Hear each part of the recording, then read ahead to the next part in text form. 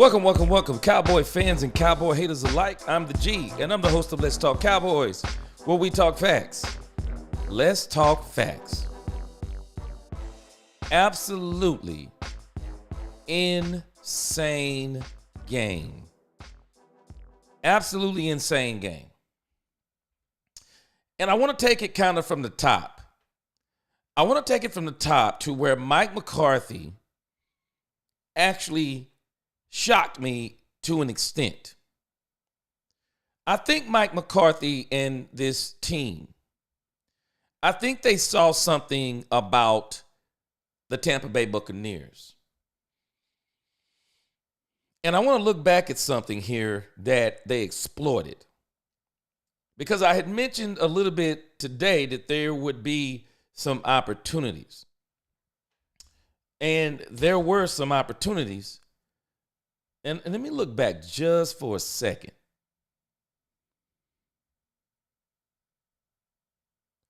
This is the opportunity right here.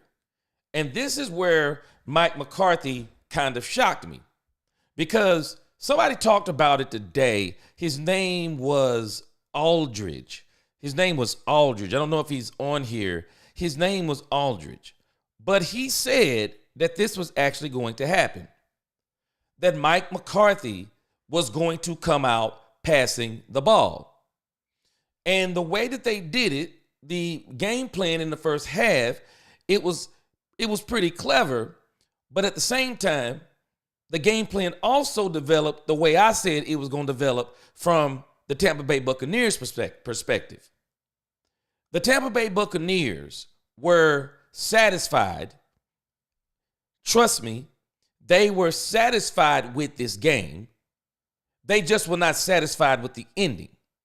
And let me give some greetings real quick, and then I'm gonna run through what I'm saying. What's going on, Danny? What's going on, Danny, man? Too bad the Washington Commanders ended your dreams. The magical ride was over with. Marlon Brando, what's going on? Richard, what's going on? Purple Soul, Kevin Howard, what's going on? And anybody else who's not saying anything, Blue Star Dallas TV, LaQueen, what's going on? Purple Soul, Daniel M, Miss Matrix, what's going on? I'm going to run all the way through and then I'm going to come back. All right, here we go. So, the Tampa Bay Buccaneers were actually satisfied with the game. What they were not satisfied with was the ending. Because Mike McCarthy, I will give him credit. He knew they were not going to let him run the ball. The Tampa Bay Buccaneers did exactly what I said they were going to do. They were going to go after Rico Dowdle and make sure the Cowboys were not going to run the ball, and they were going to put the game in the hands of Cooper Rush. And there's a couple of things, and for the most part, it didn't work out for them in the first half, but it worked out for them in the second half. In the first half, where they made the mistake was, obviously they underestimated CeeDee Lamb. Man, I keep telling you, CeeDee Lamb is an absolute monster with yards after the catch. He is an absolute yak monster. If you don't get your hands on CeeDee Lamb, he'll just run by you. He'll slip tackles, one fake, two fakes. He'll turn little bitty passes, which CeeDee Lamb actually fits a West Coast style of offense because he is very good with yards after the catch. And CeeDee Lamb was pivotal in the first half. And Mike McCarthy was genius in what he did with Cooper Rush in the first half. He threw most of the passes short, mix in a couple of runs. And then he picked and chose where he threw down the field. Now, I have to be honest with you. I'm not hating on Cooper Rush, but there's just not a lot of velocity on the balls that he throws. There's not a lot of velocity. But he got the ball where it at least needed to get. CeeDee Lamb made a great play. Tolbert made a great play on a catch. And so he got them on about 3 or 4 really good throws. The Brandon Cooks one got him. So he really got him on 3 or 4 good throws. And so Mike was smart of how he did it in the first half. But make no mistake about it. The Bucs were actually not worried about that, contrary to what people may think. The Bucs were actually not tripping on that because they were willing to live.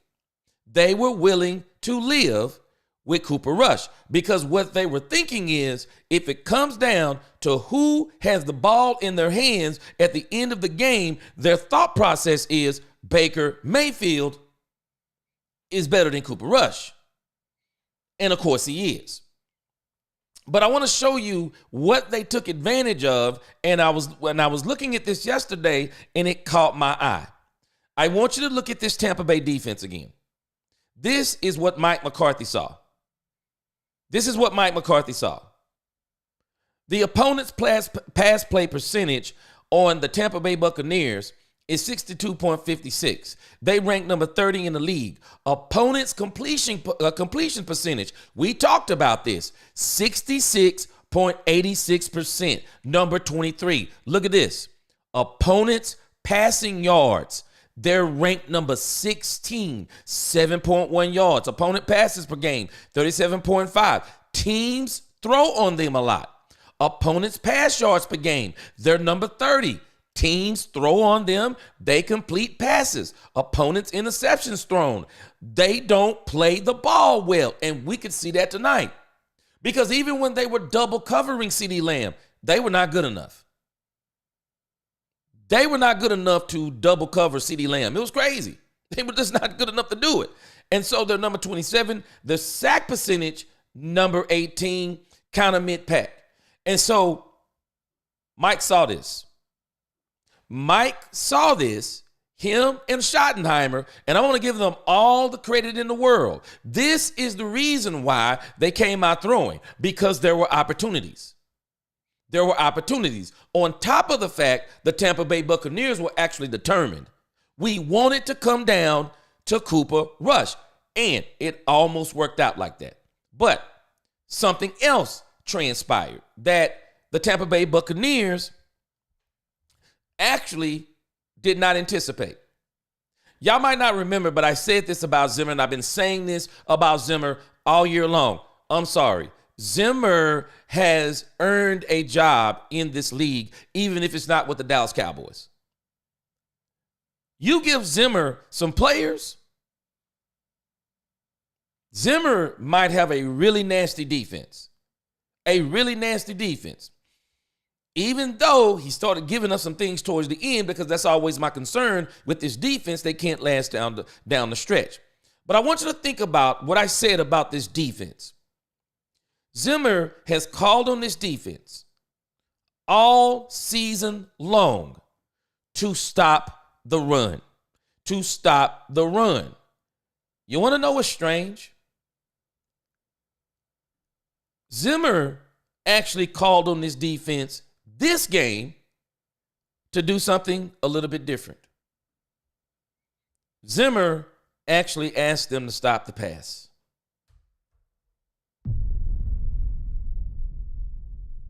They didn't stop the run. And I'm going to tell you something, the Cowboys, in what they did in the beginning, I got to give them all the credit in the world. I want you to look at this. This really helped the Cowboys when they got up 10-0 in the first quarter. Because I've said it before, this defense, because it's kind of quick and undersized, it plays better with a lead. It plays better with a lead. It does. And then by them getting the 10-0 lead, I told my wife when it happened, they took the Buccaneers out of their game. Because the Buccaneers, what they wanted to do was run the ball. But because the Cowboys said, we want the ball, the Cowboys got up on them 10-0, and they kind of got them discombobulated in the first half. And so they kind of stepped out of their comfort zone. They normally do a lot of running to set up the play action, but it's almost like they had to come out passing first. They had to come out passing first, and then they had to settle down, and then they start running the ball. Because when you look at this, this is absolutely crazy. They had 134 rushing yards. And the thing that I've said about this Cowboys defense all year long, what has typically let Mike Zimmer down is poor secondary play. But this game, it was the run defense that almost let it get away. But the passing defense, the secondary played out of its mind. The secondary played out of its mind. Deron Bland, he did a job on Mike Evans.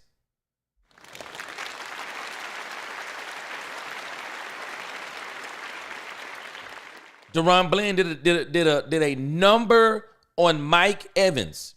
He did a number on him. He would not let Mike Evans get the really big plays. And what's even crazier, what's going on, Willie T? What's going on, Lone Star? What's going on, Dallas Cowboys 65? What's even crazier was the way that the secondary was hitting. I mean, you could hear plastic on plastic down there. Those boys were thumping. They were thumping. And I'm telling you, the part of the defense that normally lets him down is the very part of the defense. What's going on, 70s fan? It was the very part of the defense that upheld the game. And the Cowboys and what they did early on, they really took they set the tempo of the game. They set the tempo of the game. Now, I'm going to make sure I'm going to give all the flowers because I'm going to ask you a question that someone asked on the radio this past week. And it's lending me to believe that there may be some validity to this question. But I want to keep giving them some flowers, and I also want to keep giving what happened in the game. Because the reality of it is, this was a tale of two halves.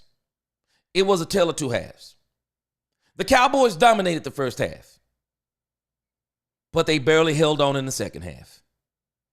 They barely held on in the second half. And you can tell, see, something that Mike McCarthy did that's very genius. Esquire, what's going on?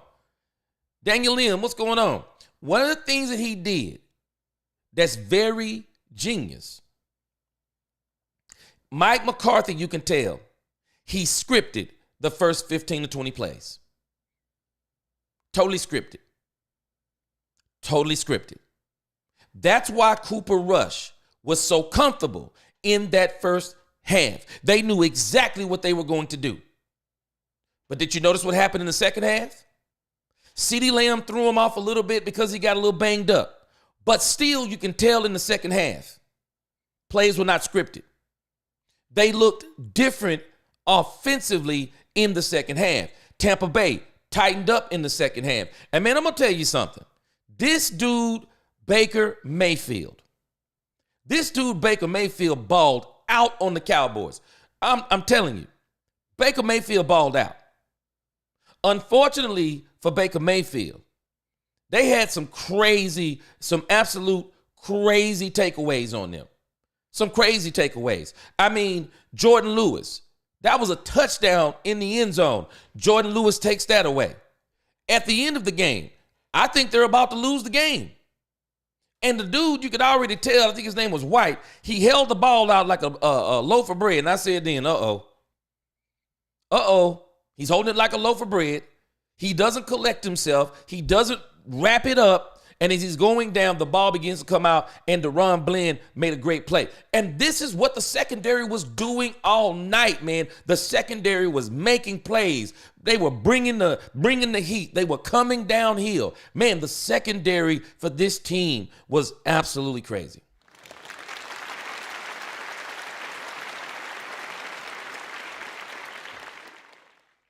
And when you think about Cooper Rush, let's make sure we talk about Cooper Rush and what he did.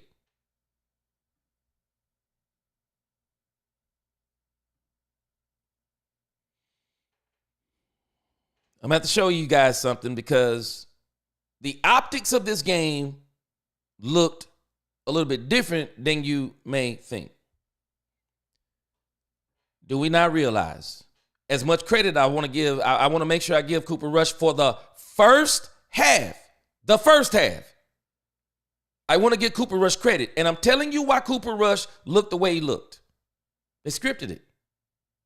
They practiced it all week. They knew exactly what they were going to run the first 15 to 20 plays. They scripted it. This is why he looked so good in the beginning, but he didn't look good in the end. I got to keep it real. Do y'all know this was the typical Cooper Rush game? This was the typical Cooper Rush game. You don't believe me?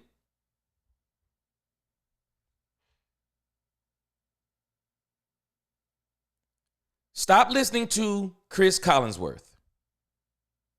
Does anybody not know that people actually complain about how Chris Collinsworth calls games? They literally complain about how Chris Collinsworth calls games because Chris Collinsworth will hype up quarterbacks when they're playing, players when they're playing. Collinsworth will make you think these players are doing things that are just out of this world. No, Cooper Rush was very good to very efficient to hanging on for dear life towards the end. This was the typical Cooper Rush game. He was 26 of 35, 292, 1 touchdown. See, your eyes may have deceived you. You might have thought that he was absolutely killing it. It was his best first half of the season. Wasn't his best game of the season. It was his best first half. He was 26 of 35, 292 yards. With the majority of that in the first half. I mean, they barely hung on for dear life. Rico Dowdle, 13 for 23. Kevontae Turpin, 3 for 11. I mean, they had an answer for them. But what the Cowboys did that I thought was so impressive, Ezekiel Elliott in the red zone.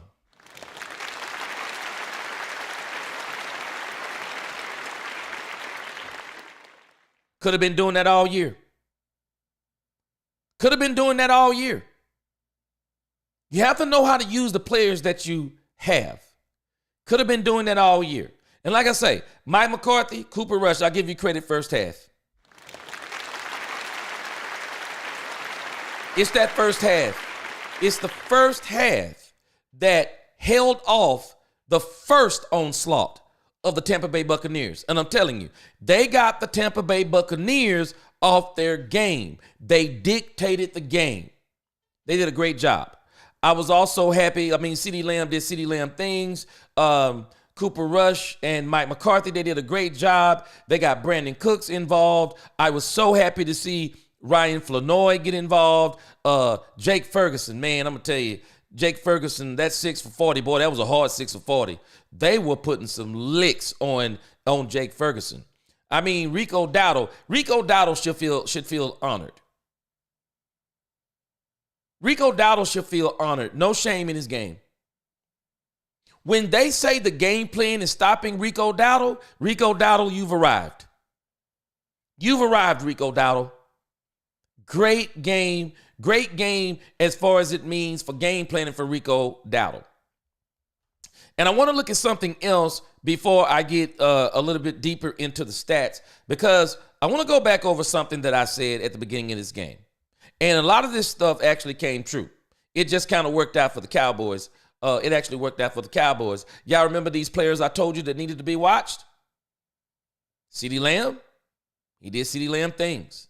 Rico Dowdle, even though Rico Dowdle didn't run for 100 yards, Rico Dowdle is still a part of the catalyst because Tampa Bay said we were willing to lose to Cooper Rush rather than letting Rico Dowdle run us out of the stadium. I like it. I like it. I mean, it's a compliment to him that they said that we were going to stop the run and live with beating and live with Cooper Rush beating us. And they almost pulled it out. We'll get to that in a moment. This dude right here, this Maurice Leofau, man, I'm telling you, this dude and Overshown on the same field, it's going to be crazy. It's going to be crazy. This dude, Leofau, can hit, man. He's a thumper. Brock Hoffman didn't really see a lot of, I couldn't see a lot of him. That's something I have to see on tape tomorrow. But I can say this, Cooper Rush, for the most part, was upright in the first half. He was definitely upright in the first half. So I think the line did a pretty good job of pass blocking. I thought they did a pretty good job of pass blocking. Micah Parsons. Didn't I tell y'all about Micah Parsons? Micah Parsons made a couple of good plays in this game. But the problem with Micah Parsons, and it's not his fault as in he's trash. No, it's not that. The problem with Micah Parsons, y'all, it is what it is. He's an undersized defensive end. He had 4 tackles, 1 assist. So he had 5 tackles. And he was forced to make some of those tackles. You know why? Because the Tampa Bay Buccaneers, they ran right at him. They ran right at him. And when they didn't run at him, they were throwing screens right at him. When they were not throwing screens at him, they really didn't have to chip him a whole lot. Because y'all remember what we said about those Tampa Bay tackles? They did a number on him. I mean, they did a number on Micah Parsons. If you think about what Mike Zimmer did to get Baker Mayfield off his mark, he was doing a lot of blitzing. I mean, he was sending quite a few people at Baker Mayfield. He was sending quite a few people at him. And so, man, they did a bang-up job. Mike Zimmer, again, hats off to Mike Zimmer. Mike Zimmer has got this defense, man. He's got this defense fired up. I mean, look at this dude, man. Look at Maurice Leofau. 7 tackles. He was in there, man. 1 solo, 6 assists. This dude was in there. He was absolutely in there. And so, just overall, man, the Dallas Cowboys secondary, all I can say is wow. I mean, that's all I can say is wow. All I can say is wow. And like I said, Cooper Rush in that first half, I mean, it was great. It was great. It was great. It's all you can say about the first half. Only problem is he just couldn't. You can tell that they didn't script. They didn't script the second half. And then and like I said, man, they made some great absolute takeaways. I mean, that one at the end, I'm telling you, the way Baker was moving the ball, man, Baker balled out. Unfortunately, Baker, I mean, look at Baker.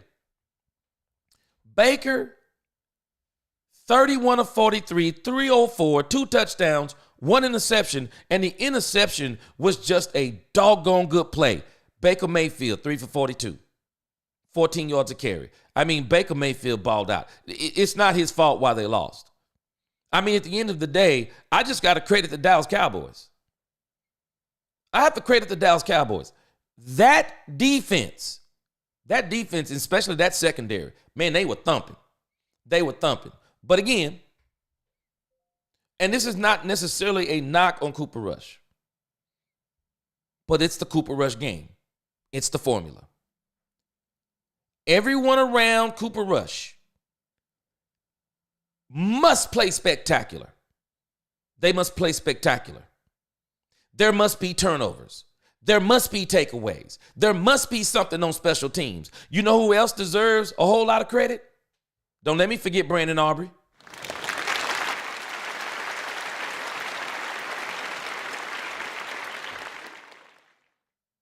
This is the Cooper Rush game. They average 2 touchdowns per game. with Cooper Rush. This has always been the game with Cooper Rush. They average 2 touchdowns a game, and that's exactly what they got. And then when you go down to the stat line of Brandon Aubrey, here it is.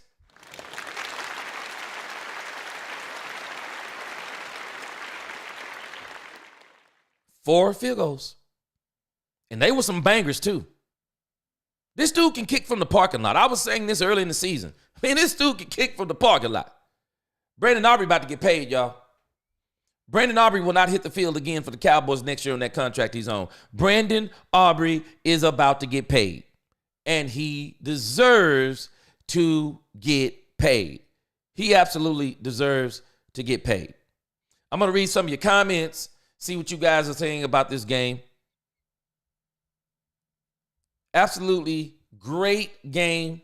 Absolutely great game. Danny Boy says, G, you said the Bucs were going to win. I thought they were. What happened? What happened? You regret how about them Cowboys? No, I don't regret it. I mean, the Cowboys played a good game. Why would I regret it?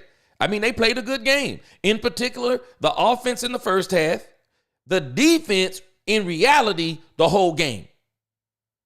The defense played good the whole game. I mean, the safety play was crazy. Man, they were thumping. They were thumping, and they were going after the ball. I mean, this defense in the secondary kind of reminded me of how it looked when Dan Quinn was here in some of them times. So, no, I don't regret it. I mean, it was just a great, I mean, you got to call it what it is. You got to talk facts. I mean, it was a great game by the Dallas Cowboys defense. It was a good to great game all the way around because the defense, I mean, the offense fluttered, really fluttered in the second half. The offense, y'all, they survived. You don't believe me? Don't blind yourself. Look at the box score. They survived the second half. They scored 3 points. They survived the second half. The offense looked terrible in the second half. It was a tale of two halves. It really was. It was a tale of two halves. It was Cooper Rush, you can tell, scripted. Second half, Cooper Rush, unscripted. Unscripted. Tampa Bay started to catch on to some of the things they were doing. What kept the Buccaneers at bay was the defense. The Cowboys defense kept them at bay. They held them off. And they preserved that 23 points, got 3 points in the second half. That's all they got. And they were able to get some big-time turnovers, and they survived. That's why I say you got to know what you're watching sometimes.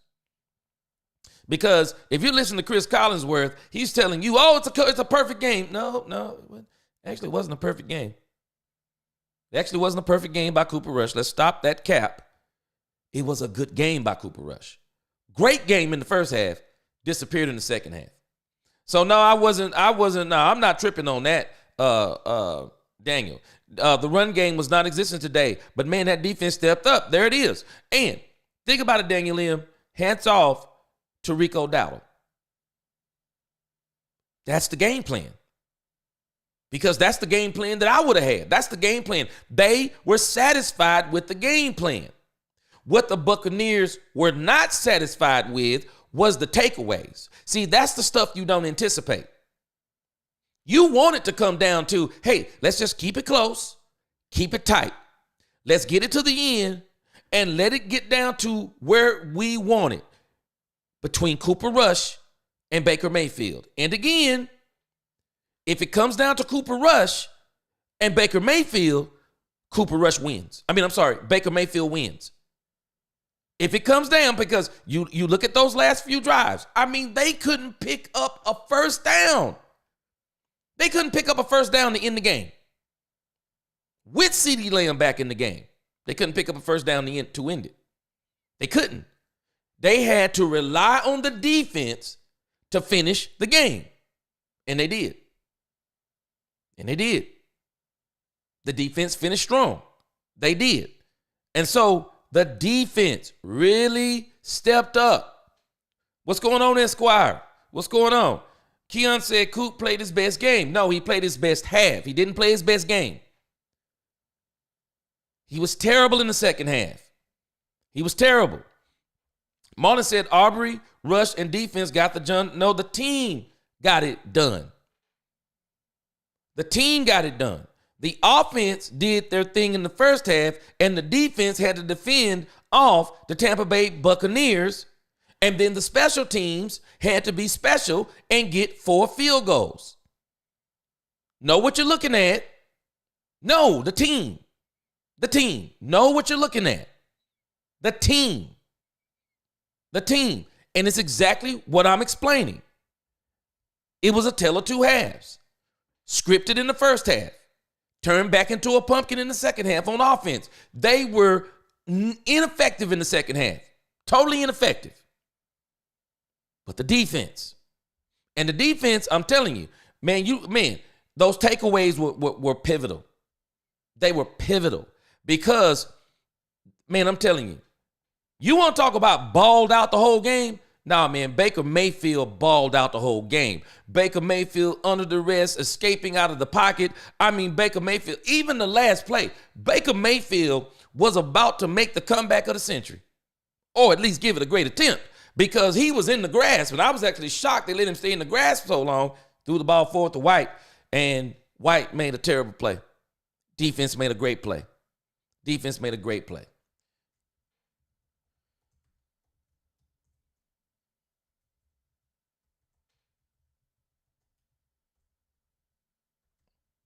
I'm just trying to look at something real quick. I want to pull this up.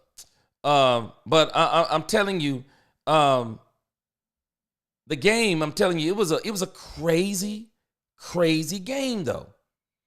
It was a crazy, crazy game. The 70s fan said this game was won by the defense. It's the Cooper Rush formula. It's really the Cooper Rush formula. I'm not saying this is not something that you want with Dak or something that you even want with Josh Allen. I'm not saying it, but in particular with Cooper Rush. In particular with Cooper Rush. Rush had a great game, honestly. He threw for 35 times and he made good throws. I know. He had a great first half. He did not have a great game. The second half, he was atrocious. 3 points. I mean, that's all they scored. And he only scored 1 touchdown. They got 2 touchdowns. That's the average. Understand, y'all, what we're looking at. It's the Cooper Rush formula. It's the Cooper Rush formula. And it was a great game plan. I'm going to give Mike McCarthy credit. And I'm going to give him credit for executing that first half. Purple Soul said, they were still floating. And I got a theory, and it's not my theory, but somebody else brought it up. Why did we wait so long to get the run game going to open up the playbook? They couldn't do it.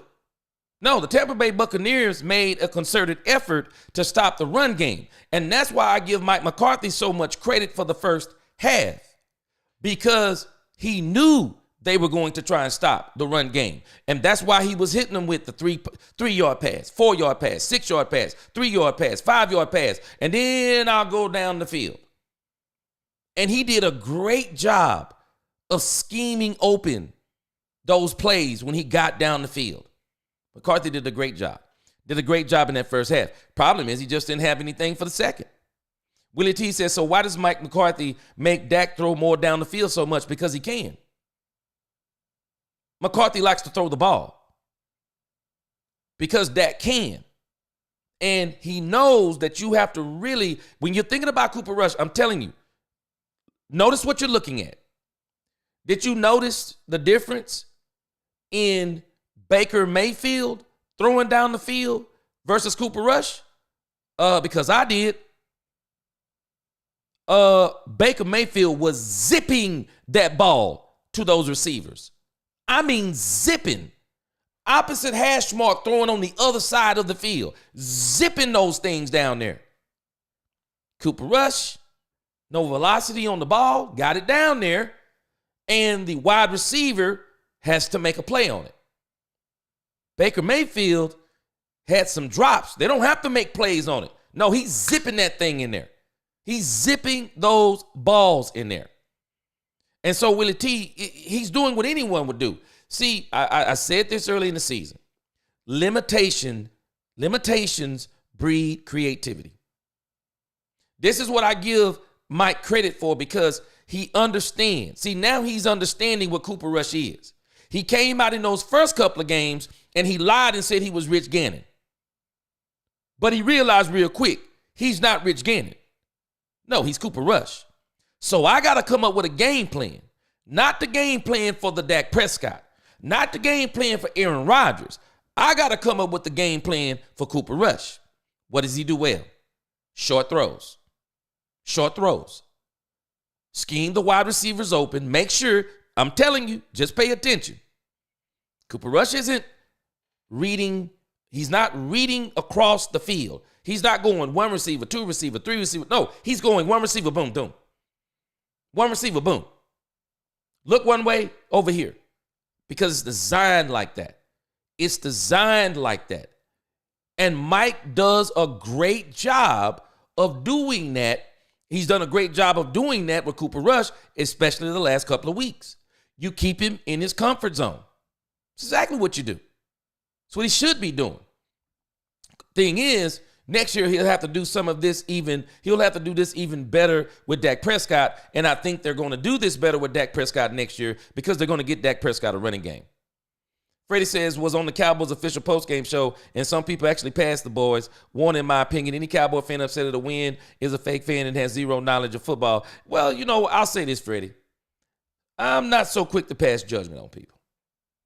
I'm not so quick to pass judgment on people. And the reason why is I understand I understand what some of these Cowboys fans are saying. Then I'm going to read a super chat. I'm sorry, I got a super chat. I don't want to disregard that. But Freddie, I understand what some of these people are saying. Because they're looking at that in their minds, they're saying, what does winning do you in this season? What does it do you? What good does it do you? They're asking the benefit. They're not looking at the morale benefit, for example. But I'm going to talk about this in a moment. I'm going to play devil's advocate. They're not looking at the morale. They're not looking at the winning mentality. They're not looking at finishing on a high note. They're looking at what they're afraid of when the season ends. Because I'm telling y'all, for all you people who want to applaud this win, applaud it. But understand, I said this mid-season. If Jerry is successful in what he's done, don't expect anything different. So all you people who are talking about Cooper Rush and talking about this team and this and that, no complaints from you next year. No complaints. When Mike McCarthy is back next year, no complaints. Because Jerry's going to do more of the same. I'm hoping against hope because something tells me Jerry's going to do something in free agency next year. I now have maybe somewhat of an inkling of what's making me think it. It wasn't making me think it at first, but now what's making me think that Jerry might do some crazy stuff next year is he got that Netflix special. Jerry loves TV. Who knows what Jerry's going to do next year? Just for the TV cameras following him around. I mean, getting the Netflix special for Jerry Jones, I mean, this is bigger than Hard Knocks. This is bigger than Hard Knocks. And I think Jerry is going to do some things that's going to bring some attention. So I'm not going to be surprised if he does something, but I also won't be surprised if he doesn't, because if he's successful in this experiment, well, what makes him do anything different than what he's been doing? Because right now, in Jerry's eyes, he's justified. In Jerry's eyes, he's going to start telling you, I told you so. I told you we like the players that we have. I'm just hoping that some of this stuff doesn't stop Jerry from saying, but we still need to go in the draft and get more. I'm sorry, we need better wide receivers, period. End of story. We need better wide receivers. We need a better wide receiver. We need a true number 2 receiver. And not just a bunch of role players at the number 2 receiver spot. No, you need a bona fide number 2 receiver that goes out there and gets it. Yeah, he got McCarthy. He got Turpin involved early. But if you look at Turpin on the box score, Turpin still is not contributing enough. They got to figure out a way to get Kevontae Turpin. This is why I'm telling you when you're watching games, and I'm not saying, Willie T, you're not knowing what you're seeing, but I think sometimes when you're watching a game in full speed, play-by-play, you're not, when you come back and then you look at a game in totality and what you thought was somebody just absolutely going bonkers, well, you look at Kevontae Turpin. He was 1 for 7 in the receiving game, and he was only 3 for 11 in the run game. He is actually the person that you want to get in space. We still haven't figured out how to use some of these people. We haven't figured out how to use Kevontae Turpin on a consistent basis. We haven't figured out how to use Hunter Lipke on a consistent basis. It's like we don't know how to use a bunch of good players like a coach like Kyle Shanahan does. Andy Reid. Those type of guys. Ben Johnson. We don't know how to say, hey, we got 5 playmakers. We're going to get them all involved in the game some way or another. We don't seem to be able to do that in ways to where we can really do some things the way we want to.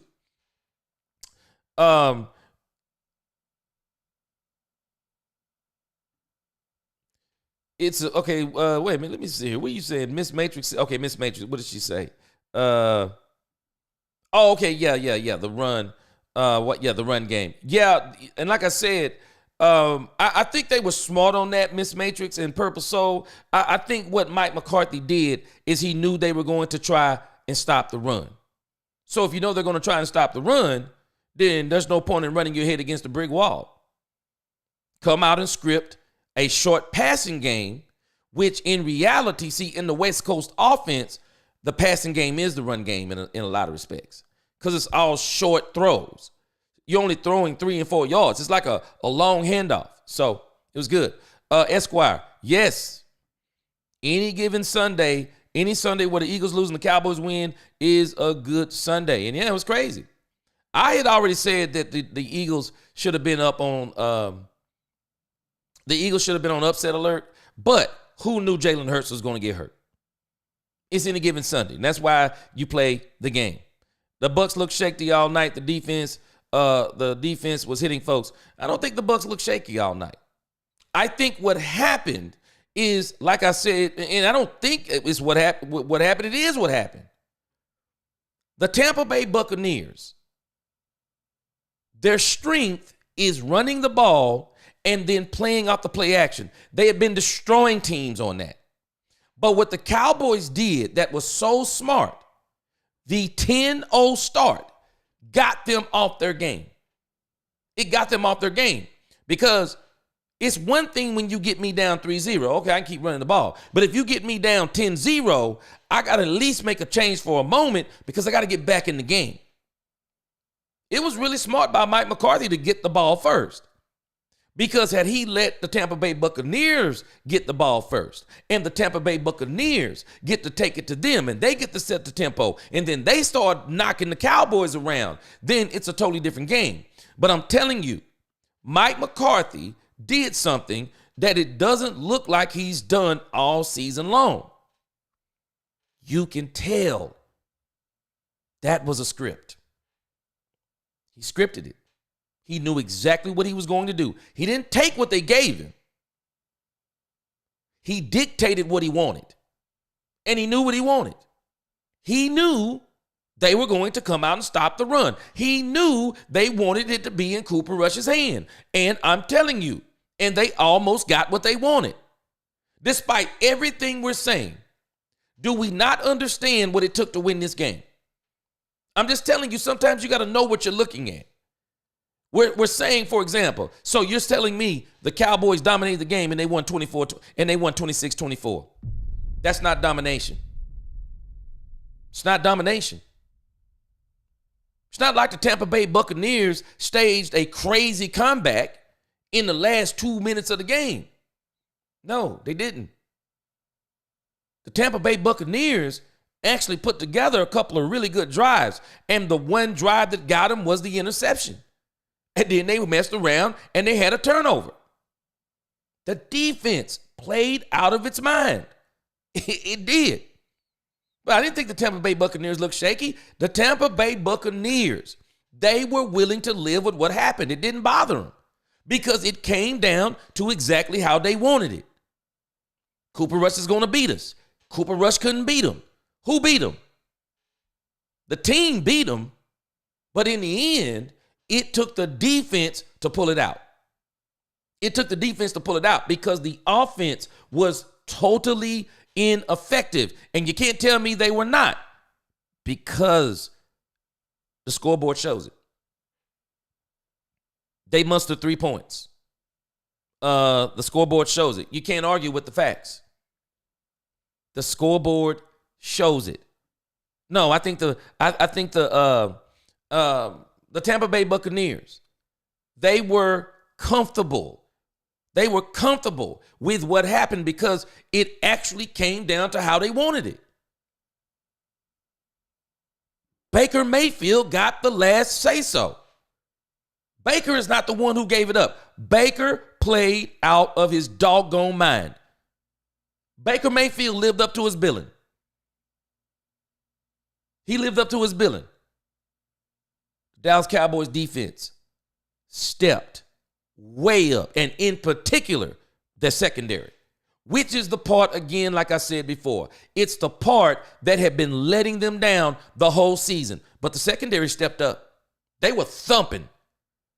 Because think about it. The defensive line and the linebackers were getting slaughtered. They were getting slaughtered. They're getting ran all over. They were getting slaughtered. It was the safeties and the cornerbacks that were just thumping. I mean, they were thumping. Leofau did his thing too. But they were thumping, man. They were thumping. It was crazy how good the secondary played. Now, people talking about that's the best game Cooper Rush played. It's not. It's the best half that Cooper Rush has played. I think the Carolina game is the best game he's had all season. This was the best first half that he had all season. But when you look at the Dallas Cowboys defense again, I mean, look at this. This is crazy. Deron Bland, 8 tackles. Insanity. Insanity. Jordan Lewis, 6 tackles. Amani, 27, 6 tackles. Donovan Wilson, 5 tackles. Hooker, 3 tackles. I mean, many dudes were balling. Leofau, of course, he was balling, 7. I mean, the secondary was balling. They were balling. They were balling, man. There's no way to get around it. They were balling. Got a takeaway, and then of course, like I said, Zimmer really had the Zimmer was sending. I don't know if he was sending the house, but boy, he was sending quite a few people on him, which is really uncharacteristic of Zimmer. And that's why I say, man, Zimmer been balling, man. This dude, Zimmer, the game that Zimmer is calling right now, man, Zimmer right now next. I don't know what y'all thinking, but man, Zimmer right now next level, man. Zim is next level. Kitty boy, appreciate that super chat, man. Appreciate that $2 super chat. Man, I'm just telling you, man. Zimmer right now. I've been saying it all season long, but man, this dude, Zimmer been balling, man. I mean, I know he not out there on the field, but this dude, Zimmer is balling. There is no other way to put it. Zimmer's out here balling, man. The games that he's calling, the stuff that he's got this team doing now, they're balling, man. It's the only way. I mean, it's the only thing I can tell you. They are literally balling. Okay, I want to look at something here.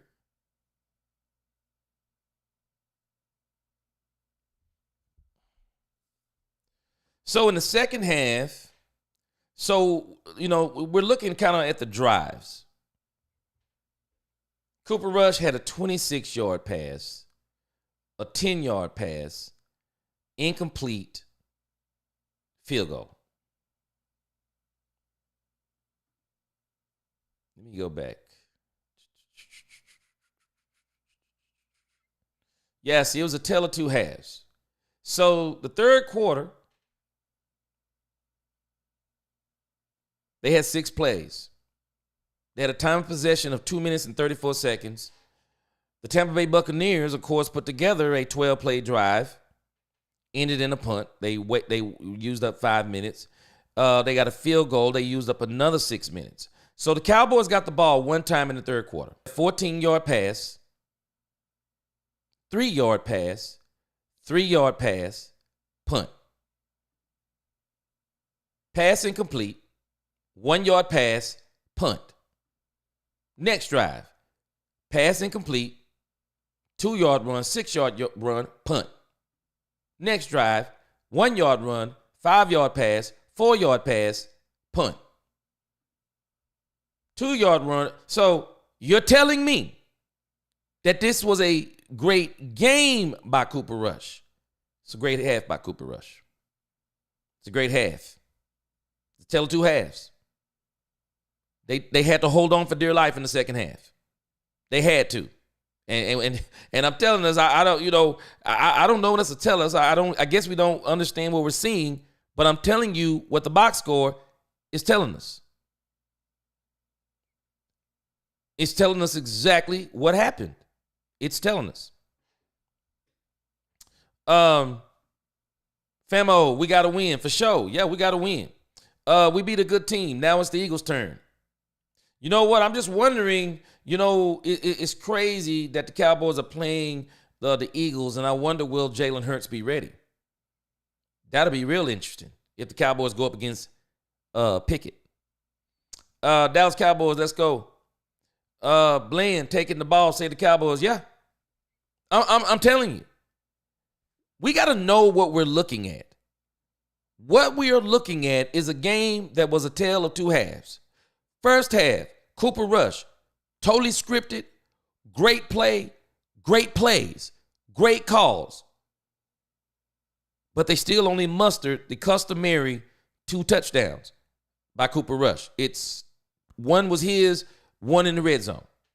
It's the typical game we've been seeing. It's the formula. And then everything else is the defense and the special teams. It's the formula. But if we look at that second half, I mean, it's right here for you. What is that? 4, 9. I mean, you can do the math. 4, 9, 12, 15, 29.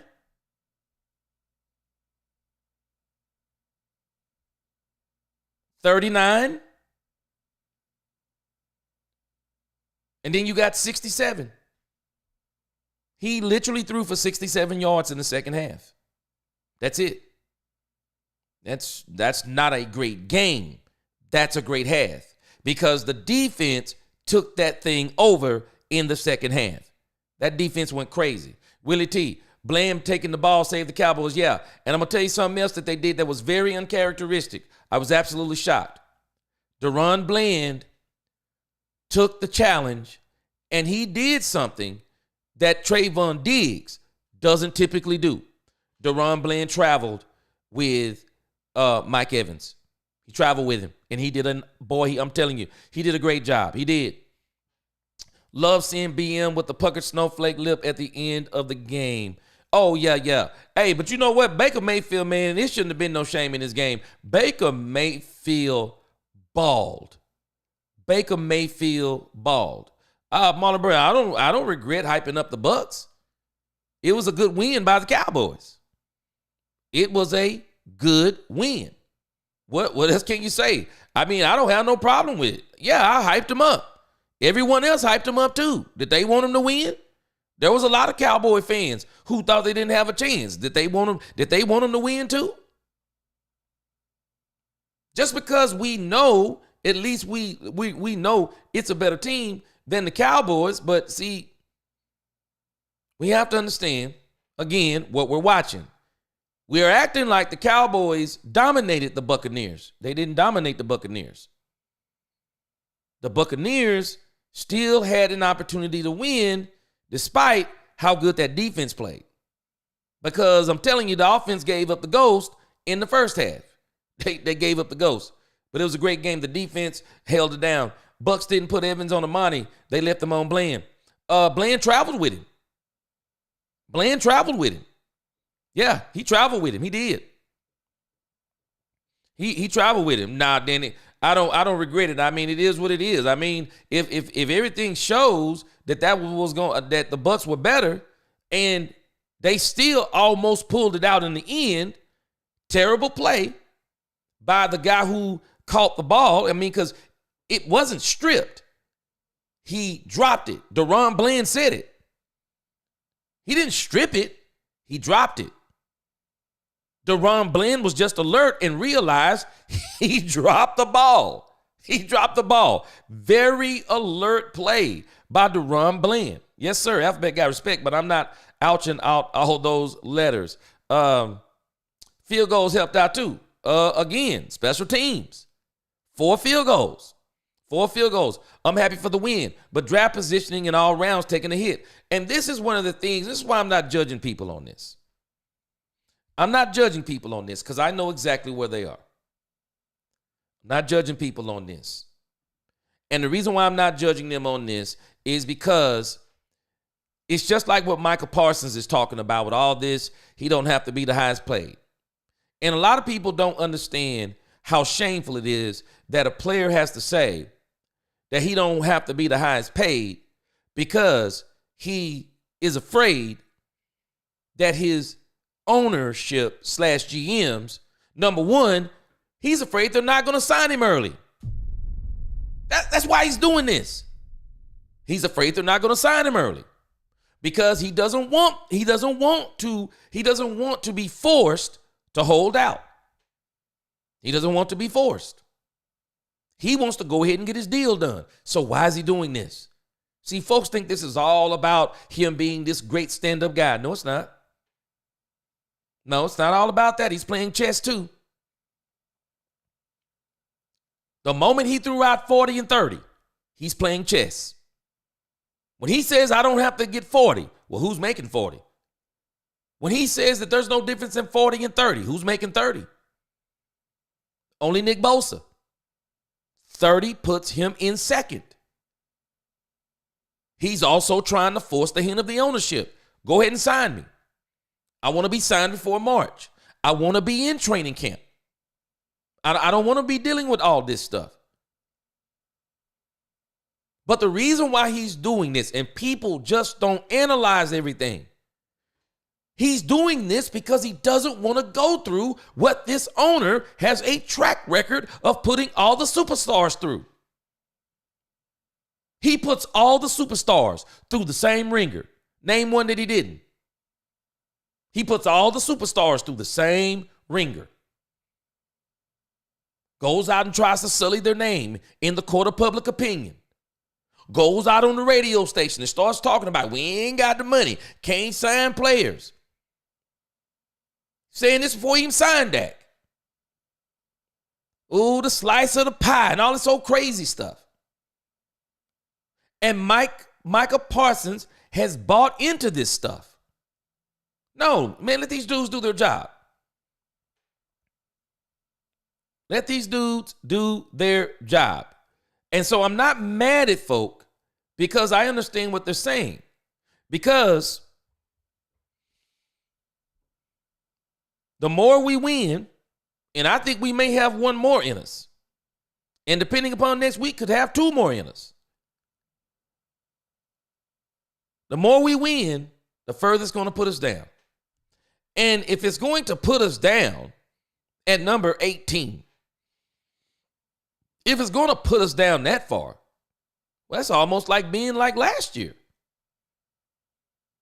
You mess around, and I'm telling you, you get into the 20 or the 21. I'm just telling you what draft experts say.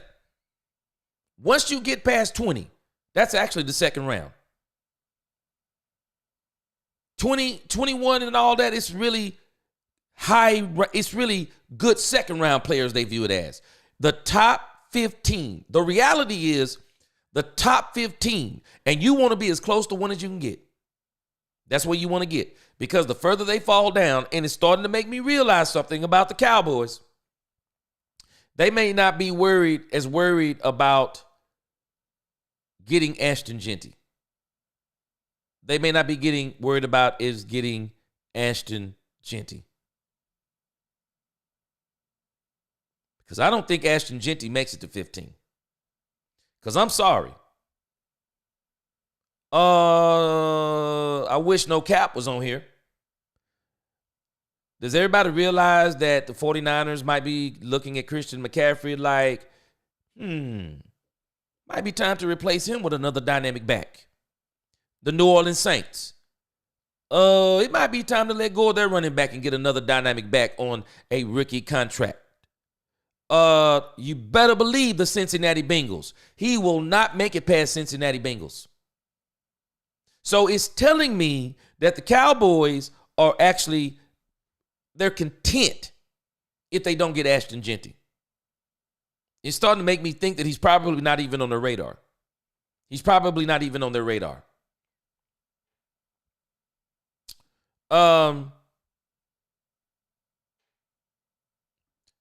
Everybody cares about draft position. I do. I mean, I don't know who you, I do. I do care about draft position. Because why not if you can get a game-changing player? It's benefited the Detroit Lions. It's benefited them. Are the Detroit Lions better than us? See, this is my problem, Marlon Brando. And I don't have a problem with you. But I have a problem with what you're saying. As in, this is the mentality that we have developed up under Mike McCarthy. This is the mentality. So you're just saying you want to win. So which games do you want to win?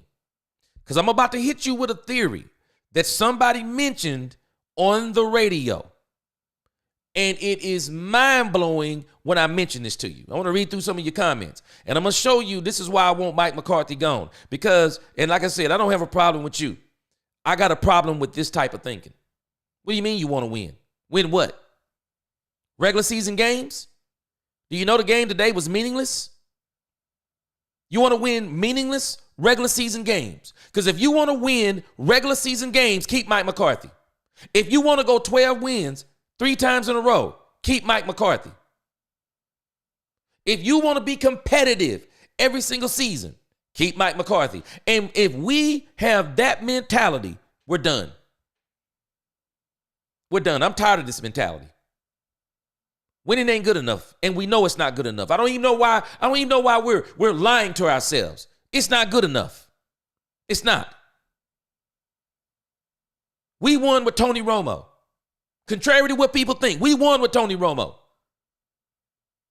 We just didn't win the big games. We've been winning like crazy with Dak Prescott. Winning ain't good enough. And it's amazing to me, we just jump all over a win. We jump all over win. Yeah, man, we got to win. It's not good enough for me. It can be good enough for y'all. I'm not telling you if that's how you feel, that's how you feel. I don't feel like that. That's mediocrity to me. I want a coach who comes in and says, Super Bowl or bust. Super Bowl or bust. I don't want a coach talking about the good teams. They're competitive every year. They're in the playoffs every year. What about the Super Bowl? Can we get to the Super Bowl? And I want to hear about Dak Prescott. We didn't do it with Tony Romo. We didn't do it with any of the quarterbacks before Tony Romo. We have not done it since Troy Aikman. This is a systematic problem. I'm not content with winning. I don't actually live my life like that. I'm not content with winning. What's the prize? I don't want the consolation prize. I don't want my children having consolation prizes. Throw that crap in the trash. If you didn't win the championship, throw that. Nobody cares about who came in second or third or fourth. No one cares. I don't care who lost the Super Bowl last year. I want to know who won the Super Bowl last year. Because even the Super Bowl loser is going to get talked about. I don't care about no more. We done that. We've been here and done this. You win 36 games in 3 seasons. That's not enough. If you're talking about winning, 36, okay, that looks good if you want to win. No, I don't want to just win. It's a meaningless game today. This is a meaningless game. No. I want to win Super Bowls. I want to win Super Bowls. Period. In the story. And we need to get somebody in here who thinks like that. The Queen said, all my family here in ATL are blowing my phone up thanking my Cowboys for the win. Boy, yes. Boy, will it not be, LaQueen? Will it not be crazy now that Atlanta can take control of this whole thing with Michael Penix Jr.? Wow. Tampa Bay Buccaneers going to be pulling for the Washington Commanders like crazy next week. What's going on, Mitch Roman? Willie T says, nah, Bucs didn't take shots at Amani is what surprised me. Well, you think about this, and this is why I give Baker Mayfield credit. You got to think about it. They've been having some issues at wide receiver too. I mean, their wide receivers have been getting injured, and they were trying. It seems like they were trying to go to the guy Shepard. He dropped a couple. Baker came back to him. He started getting warmed up, and then that joker ran up the field with a hamstring. And they couldn't. And see, and here's the funny thing, Willie T, because it had to be somebody other than Mike Evans. Mike Evans is probably who they wanted to get on him, but because Deron Bland traveled. So that left the money on whoever that other receiver was. And their other receiver, which I think number 15, he played really well, but the guy who they really needed was Shepard. And because Shepard went out with the hamstring, I mean, they really couldn't attack. They couldn't attack the way that they wanted to. Purple Soul says this organization doesn't really know what it's doing. I'm sure there will be plenty of healthy convos about that this week. Baker was under pressure all game. Man, pressure don't matter, bro. That's a punk stat. I'm tired of that stat. It's stupid. It's stupid. We still only won 24-26. Baker was eating our lunch. Baker, if we're talking about the performance of the quarterbacks, Baker outshined Cooper Rush by a mile. And even with Baker being under duress, I'm telling you, good quarterbacks eat pressure like pretzels. Baker Mayfield, for the most part, he was eating that pressure like pretzels. How we know? Because he got 24 points. How do we know? Because it took ridiculous plays. That play by Jordan Lewis in the end zone, that play was ridiculous. That play was ridiculous. The play that Baker Mayfield made at the end was incredible. Baker Mayfield was literally about to be the hero of the game. He's dragging a defender on his back, manages to get his hand loose, throw the ball out. If that dude doesn't hold the ball like a loaf of bread, wraps it up, and falls right on the ball, they're still driving. We don't know how it ends. Now, Baker Mayfield balled out, period. He ate that pressure. Good quarterbacks, I'm telling you, pressure is a punk stat. Quarterback pressures is a stat you use for people who don't get the sack. No. Baker Mayfield ate that pressure. Ate that pressure. What's going on with it, T? Yeah. Andre Mosley, what's going on? Great game. Great game, Cowboys. Great win. Yeah, it was. Great win. Defense came up big in the end. Offense came up big in the beginning.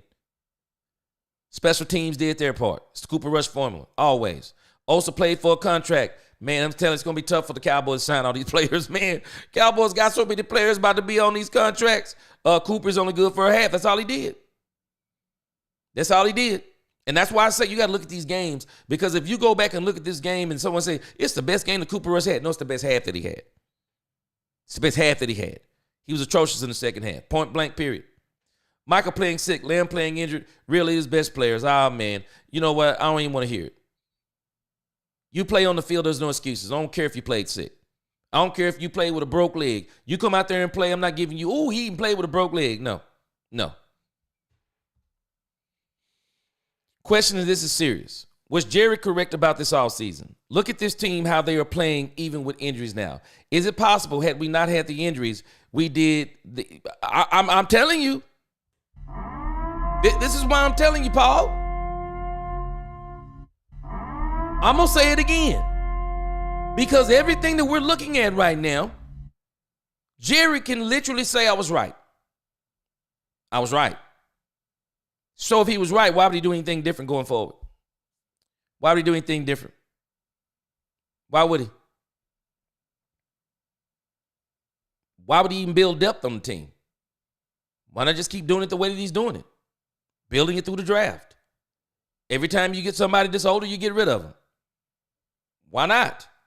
Because we're saying if we didn't get injured, we'd be better than what we are right now, which I believe we would be.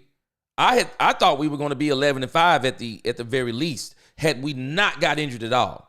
I thought we would have been 11-5 because the reality is this is really a soft part of the schedule.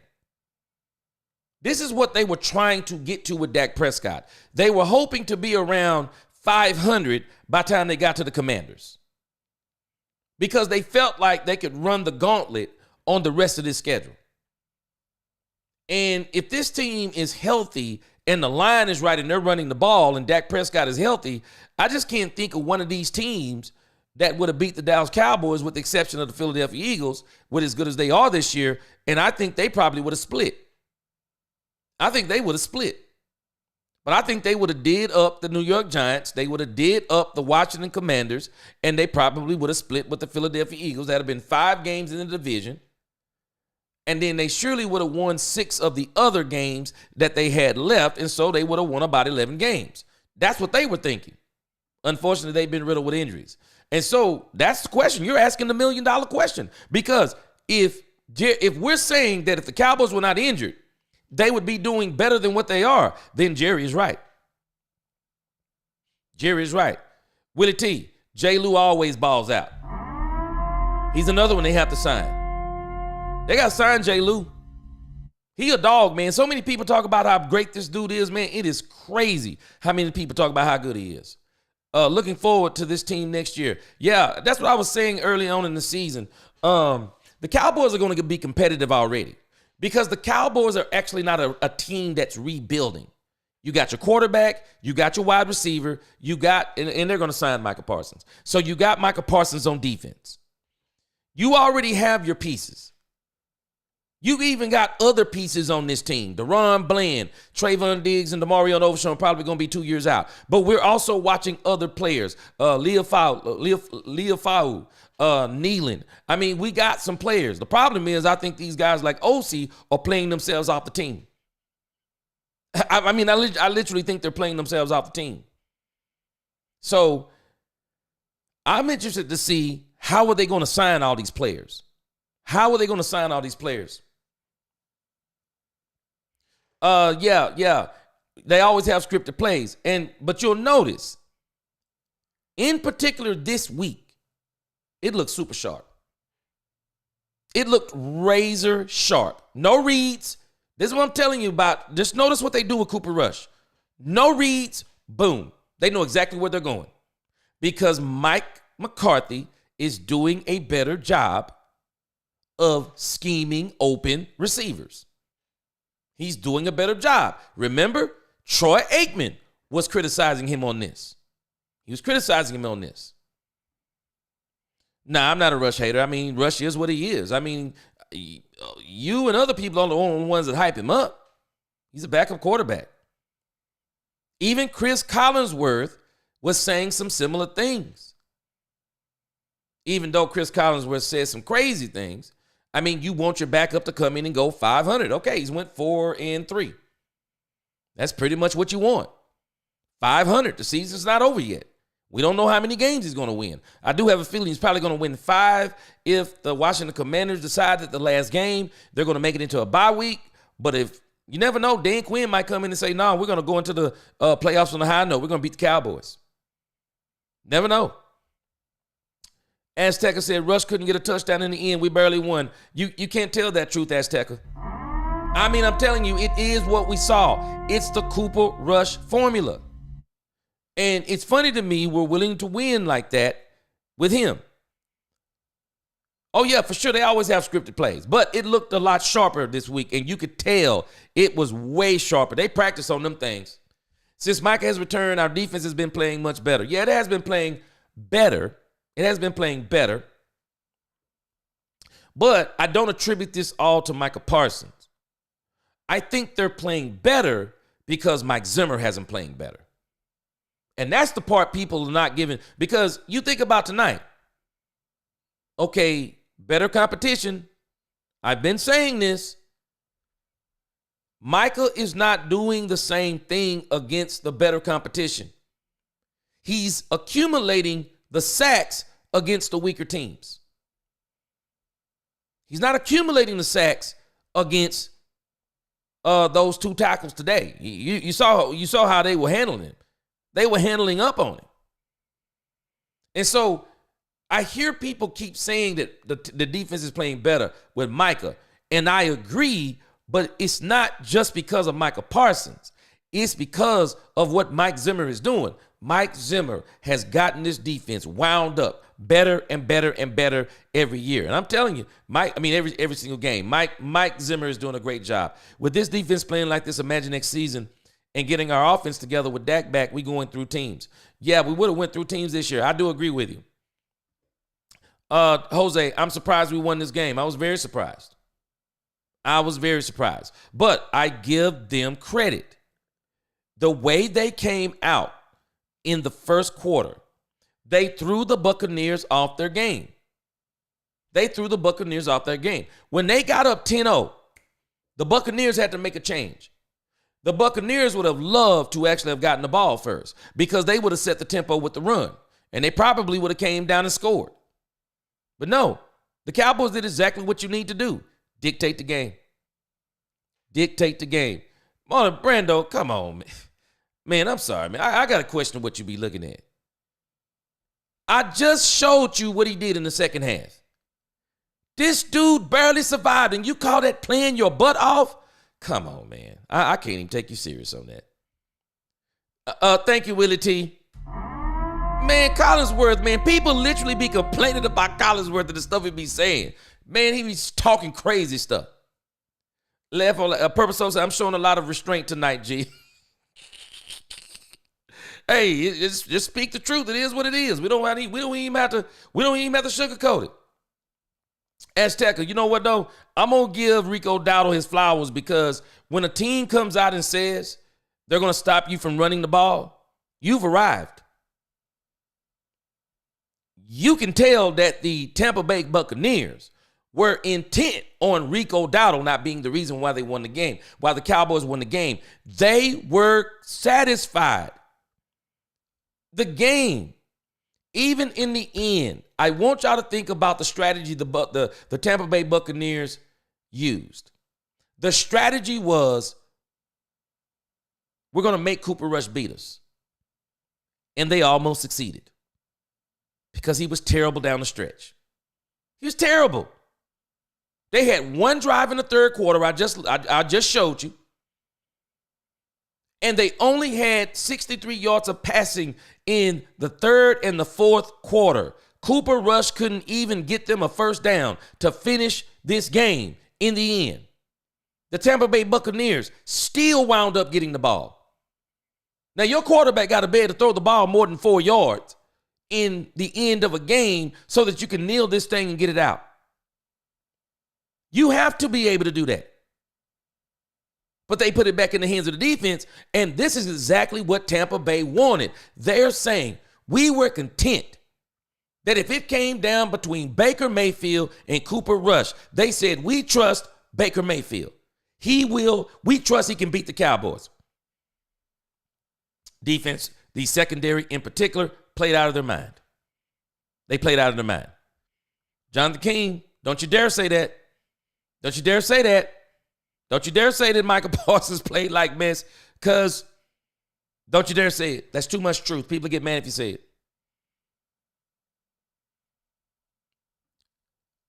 I agree with you about rushing the defense won the second half. And my friend said, don't say that, but Zeke should have been used more. Didn't want Zeke back on the team, but when they got him, I said that he was going to be a short yardage back. They were going to be using him in the red zone. And this is what they should have been doing the whole season. As bad as this team been in the red zone, they should have been doing it the whole season. Azteca said, we're basically only playing now to be spoiler for Bucs, Eagles, and Commanders, and we took the Bucs down. 2 more to go. Now, I got a theory on that. I'm going to read some more of your comments, then I'm going to hit you up with this, what someone said on the radio last week. Everybody was playing their part. It was great to see. Yeah. Michael was sick. I don't know. I don't know about that. He didn't seem like it. Cowboys almost gave the game away. Yes, they did. Marlon Brando, you're right. I don't know about that. Zimmer got that defense. Keedy boy, I'm telling you. This is not about Micah Parsons. Because we've watched 2 games now where Micah Parsons didn't really play exceptionally well and didn't play well if you're being honest with yourself. Cincinnati game, he registered goose eggs. This game, he was forced to tackle because they were running at him. And go back and look at the tape. He was missing tackles. They were running around him. He was getting gassed. All kinds of things. No, this defense is playing well because of Mike Zimmer. Mike Zimmer got these boys balling. He does. I'm going to give it to him. He got these boys balling. Texas Huntsman said, good God, Dallas can't even have a bad season without screwing it up. That's what my son keeps saying. He said they can't even take. He said they can't even take good. If you're going to suck, at least suck bad to get a good draft pick. I don't understand people who don't think that a good draft pick is important. How do you think you got CeeDee Lamb? How do you think you got CeeDee Lamb? How do you think you got Micah Parsons? Isn't it strange? 2 of your best players, this is how you got them? You need to get skilled players, especially skilled players. They need to be in the top half of the drafts. Yeah, that dude, Leafau, he's a thumper linebacker. Man, I cannot wait when him and Overshown get on the field at the same time. He said we still need to add another linebacker next season, though. Yes, because of Overshown. We need to be planning on him not being back to 2026. Willie T says, and Demo together. Yes, it's going to be nice. And if the Cowboys are playing well, the talk is that Demo could be back towards the playoffs. Now, me, with everything that he has going on, I would actually prefer him just to sit out all of 2025. Ryan Leafau was key and best defender on the line for me. Yeah, he was balling. Yep, caused the fumble against the Panthers and 2 tonight. He goes for the ball. Boy, I bet you Dan Quinn salivating wish he could have that dude. Wish he could hold that dude. Nah, they wasn't holding Micah. Nah, man. They handled up on Micah. Stop it. They just handled up on him. Micah's always getting hell, Marlon, but the rest pick and choose. I don't think he was getting hell. Them dudes just handled up on him. Jerry, what's up? Yeah, this was very impressive. The Cowboys defense harassed Baker Mayfield. They did, but I give Baker credit. Baker still did his thing. What let Baker down was that last play. Boy, he was still about to do his thing. Yeah, Leafau was going to be a factor. Willie T said, Gio, you bringing McCarthy and Zimmer back next year on a 5-year deal. Man, I don't want no parts of McCarthy. I'm just being honest with you. Mike McCarthy's got this franchise in a mode of contentment, satisfaction. I just don't know. He come back next year. I mean, I'm not going to lose my mind if he comes back next year. I mean, he's called a couple of good games here the last couple of weeks. The issue with him is, can he be consistent? And will the Joneses go and get him a running game and another wide receiver? He's going to need more if they're going to get over the hump and beat some of these better teams. Kevin said, I told you about the kid Leafau. Yeah, he's going to be a star. He is, man. He is. Our D stood up today. Man, they took that game over. That defense took that game over in the second half. Gee, I got to eat crow. Keeper rush played elite tonight. Yeah, in the first half. I just gave you his stats, Jared, in the second half. He was terrible in the second half. He barely held on. J-Law, better game over for him. Yeah, he barely held on, Jared. I'm just being honest. I mean, it's not about being honest as much as it is I'm being honest. You can't say you played elite and you couldn't even muster a single drive in the second half. He couldn't muster a single drive. That they had to literally put the game in the hands of the defense. He didn't do absolutely nothing. They scored 3 points, and I'm not calling that elite. I'm not calling that elite. The defense played elite level defense in that second half in particular. Love seeing Baker Mayfield, little corny AT&T. Yeah, man, I like old Baker Mayfield though. I like him. I like his story.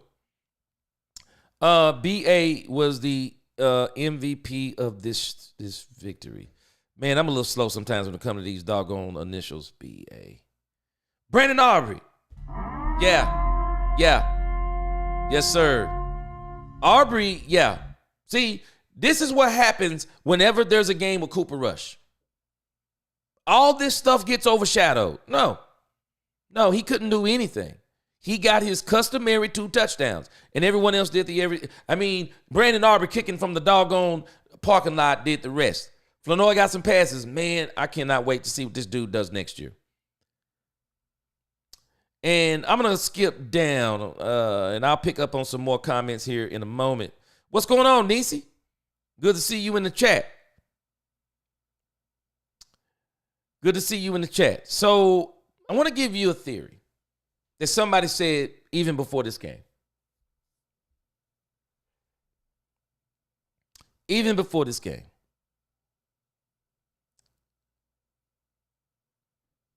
You said my mic is going in and out? Oh, it must be some bandwidth issues if it's going in and out. Sorry if it is, because I'm looking good on this side. Let me make sure everything's plugged in. Yeah, I'm looking good on this side, so it may be some bandwidth. It's always tripping on Sunday night. I don't know what they do over here on Sunday night. So, I don't want to rain on y'all's parade. But there is a theory that somebody said that I find to be, I thought it was very intriguing when they said it. And I think it even more so went into effect tonight.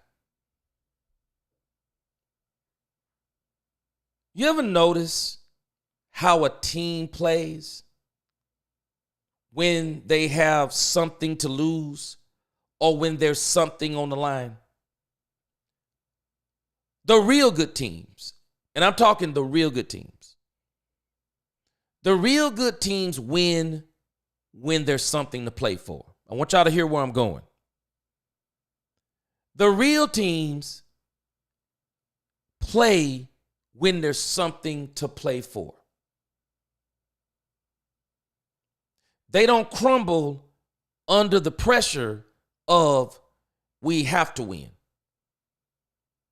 And we may not realize it, but in a lot of instances, this is the difference between Super Bowl teams and winning. And this is why I'm saying, for me, winning isn't enough. I don't want to even hear none of this stuff about, if y'all say y'all want to win, that's fine with me. I'm not going to condemn you for it. But for me, winning ain't enough. Mike McCarthy has showed us he can win. Winning isn't enough. And if Jerry's going to bring back Mike McCarthy, I want Jerry Jones then to doggone give this man the players that he needs and let him go out there and do it. Because if he doesn't give him the players to go out there and do it, because I'm telling y'all, I'm sorry, what we put on the field tonight, it's not good enough to beat the Detroits. It's not good enough to beat even the Eagles. It's not good enough to beat the Vikings, the Green Bay Packers. It's not good enough to beat those teams. You're not beating those teams like we did tonight.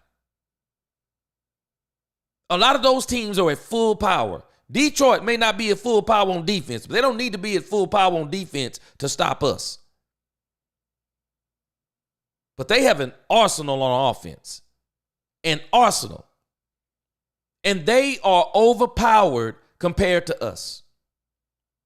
And I'm saying all of this because if you look in our 12-win seasons, I said this the other day, you'll notice that there are games And it's not about Dak choking.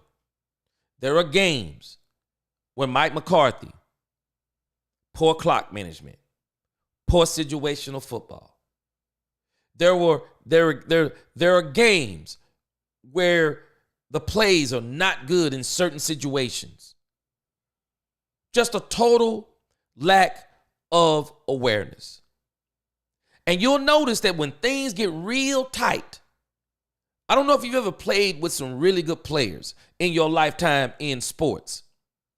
There are players sometimes you get and they play really well. I mean, sometimes they'll play well and you go, wow, man, it's one of the best games you ever had. You'll say stuff like that about them. But the guys who are really good, I knew guys who were really good. They performed all the time. The moment was never too big for them. No matter what they were playing for, the moment was never too big. I want y'all to hear some of the stuff you're saying. All the Cowboys can do now is play spoiler. Can I ask you a question? Where's the pressure in that? Where's the pressure in playing spoiler? You have nothing to lose. Really nothing to gain other than personal pride. You have nothing to gain. Do y'all not realize how much different you play when you're actually playing for nothing? Let that sink in. Do you realize you play different when you're playing for nothing? When you're playing the spoiler, you play different than you do when you're playing for a playoff win, a playoff berth, when you're playing for a playoff win, when you're playing for that game that you're going to the Super Bowl. You play different. You play different. And if you're not that team, you don't rise to the occasion. But when you're that team, and when it's all the marbles on the line, like the Tom Brady, when all the marbles on the line, Tom Brady, he's still in the game. He's cerebral. He's looking for the opportunity to prove once again, I'm the GOAT. I don't care if we are down by 21. I'm supposed to win. I don't get tight when I'm down 21 like they were against the Atlanta Falcons. I don't get uptight against the Seattle Seahawks. He didn't even get uptight against the Philadelphia Eagles. He balled out. The real good teams, they play loose, they play free, and they play hard when everything's on the line. Do y'all realize what we're doing? I want y'all to think about this. Do you realize? Now, the person said this before he said it after the Panthers game. Now, the parts I'm saying is the stuff that I'm adding in. But he said this before the Panthers game. But I want you to think about this. How do you think the Cowboys felt today? How do you think they felt when the Washington Commanders won the game?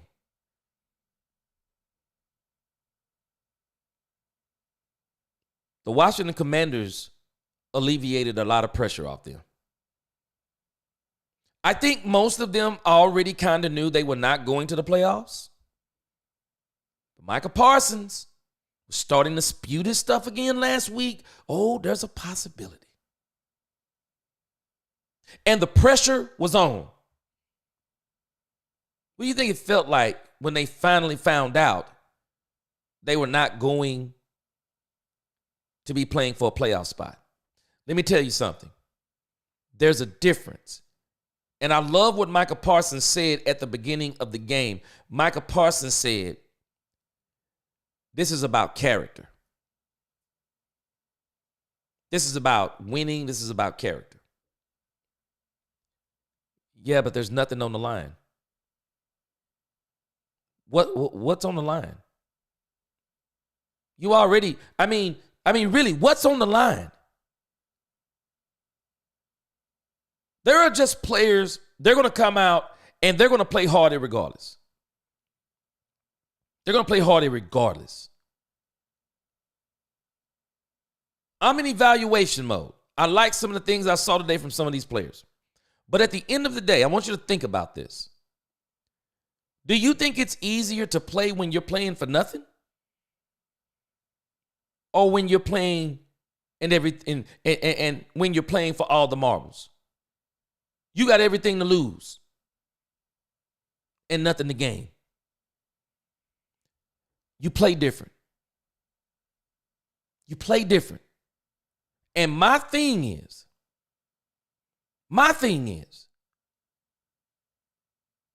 we may not realize it, but the mentality that we're doing, or the mentality we have right now,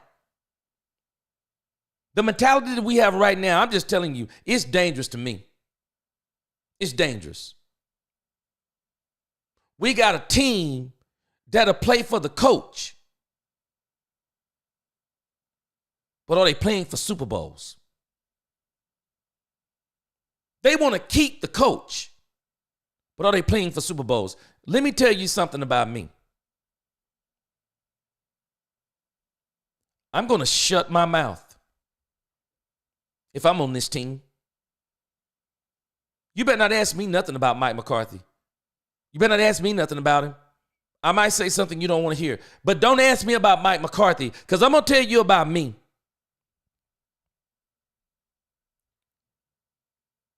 If I know that Mike Vrabel is out there,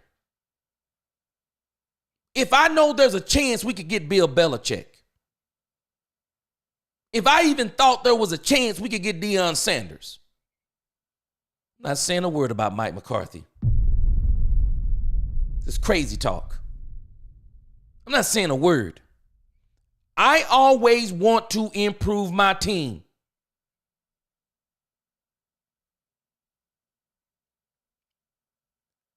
I just can't believe there's a player on this team that believes that Mike McCarthy, let's think about this. Does he give the Cowboys the best chance to win the Super Bowl, or does he give them the best chance to win a lot of games? Dak Prescott, as much as I like Dak Prescott and respect Dak Prescott says Mike McCarthy is a Super Bowl winning coach.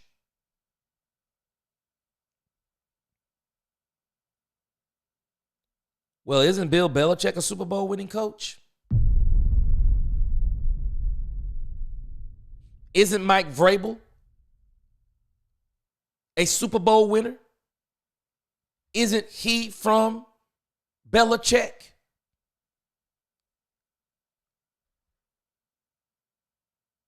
Why would I be going for Mike McCarthy? We're playing, I don't really know what's going on. It's like we're playing hard for Mike McCarthy. I don't know. I guess we're playing hard for Mike McCarthy. It's like people on the bandwagon, they want Mike McCarthy back. You better be careful what you ask for. You better be doggone careful what you ask for. Because I'm telling you, if I was on this team, they better not ask me about Mike McCarthy. I'm actually going to stick to my original premise, like Micah Parsons said. Man, that's above my pay grade. I don't even want to talk about that. Because in my mind, this is what I'm thinking. We got a chance to get Bill Belichick? We got a chance to get Mike Vrabel? Super Bowls, great teams. I want the coach that gives us the best chance to win. Nisi said, Mike gives this team enough to win the division, which is the Cowboys Super Bowl.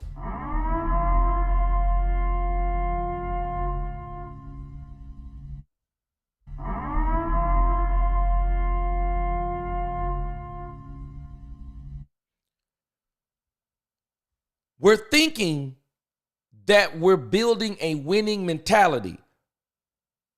But when I hear these teams, because I've heard this year after year when I'm watching football, oh, we want to play spoiler.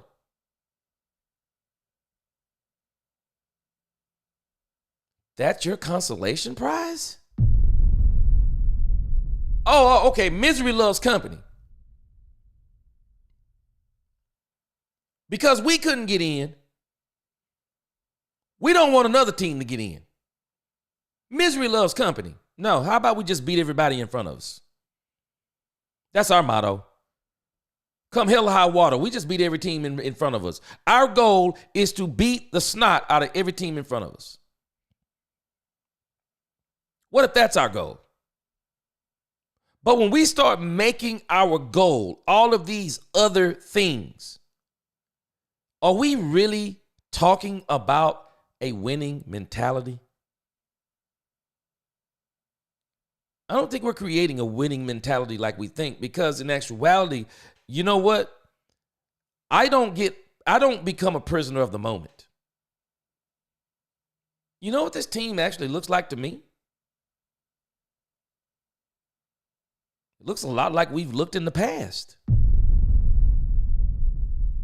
Y'all tell me, do we not look like, y'all remember when Mike McCarthy was here? Not Mike McCarthy. Y'all remember when Dan Quinn was here? Do y'all not remember when Dan Quinn's defense was playing, his secondary was playing like the secondary is playing now? Do y'all not remember when the secondary was getting all kinds of turnovers? They were doing this in 2022. Do we not remember this? I mean, we're literally jumping up and down. But the reality is, this team looks pretty much the same. Same Mike McCarthy.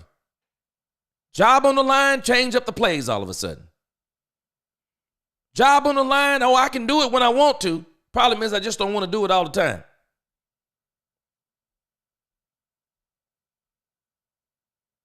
Are we really creating a winning mentality?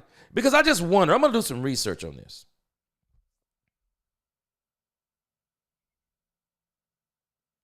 Is there a team that the coach was on the verge of getting fired, and the team rallied around said coach, and then the team who rallied around said coach came back and won a Super Bowl? I wonder if there's a team that's done that. And if there's more than one, well, I wonder how many it is. A team that rallied around the coach gets re-signed, and said coach goes on to win the Super Bowl. Does that coach exist? I don't know if I've ever heard of that before. Y'all tell me if you heard of that. I haven't heard of that. Willie T says Mike Vrabel is not a good coach. Look at the record as a head coach in D.C. Daniel M said, gee, they are fighting for their jobs in 2025 and playing for pride. The players don't want to lose games on purpose. Also, it's officially my birthday. Hey, happy birthday, my brother. Happy birthday, Daniel M. Yes, sir. God bless you with another one. It's officially my birthday, man. How long you going to celebrate your birthday? Man, these new age folks, brother, they celebrating the whole month for their birthday. They celebrate the whole month. I just wonder, and you tell me what you think, Daniel M. I mean, have you heard of a team that's done this? Because I've seen teams where the coach is about to get fired and players start rallying for that coach, but I don't remember said coach winning. I don't remember the team winning when they do it. I don't remember it. And I'm afraid that we think we're creating this mentality. And I do agree with you to a degree, Daniel M., because I do think some of these players, man, they putting some stuff on tape. Some of these players are putting some stuff on tape because push come to shove, they're going to get up out of here. I wouldn't be surprised if we don't have Rico Dowdle next year. I'm not sure we're going to have Kevontae Turpin. I'm not sure. There's a lot of question marks on this team of who's going to be here next year. But I just wonder, in everything that we're doing, are we really creating a mentality that we think we're creating? Oh, and people say, oh, the team is playing hard for Mike McCarthy. Well, why wasn't it playing hard for Mike McCarthy before? I mean, what's been the problem? Why can't it get past 12 wins? I mean, what's really the problem?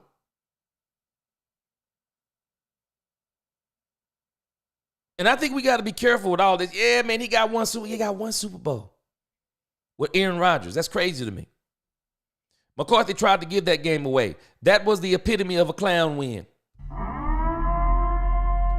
Wilson, Real Daryl, me and you seeing, I don't know, man, because I said the defense really stepped it up in the end because they literally only scored 3 points in the second half.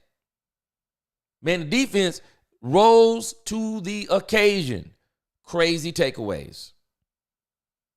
Crazy takeaways.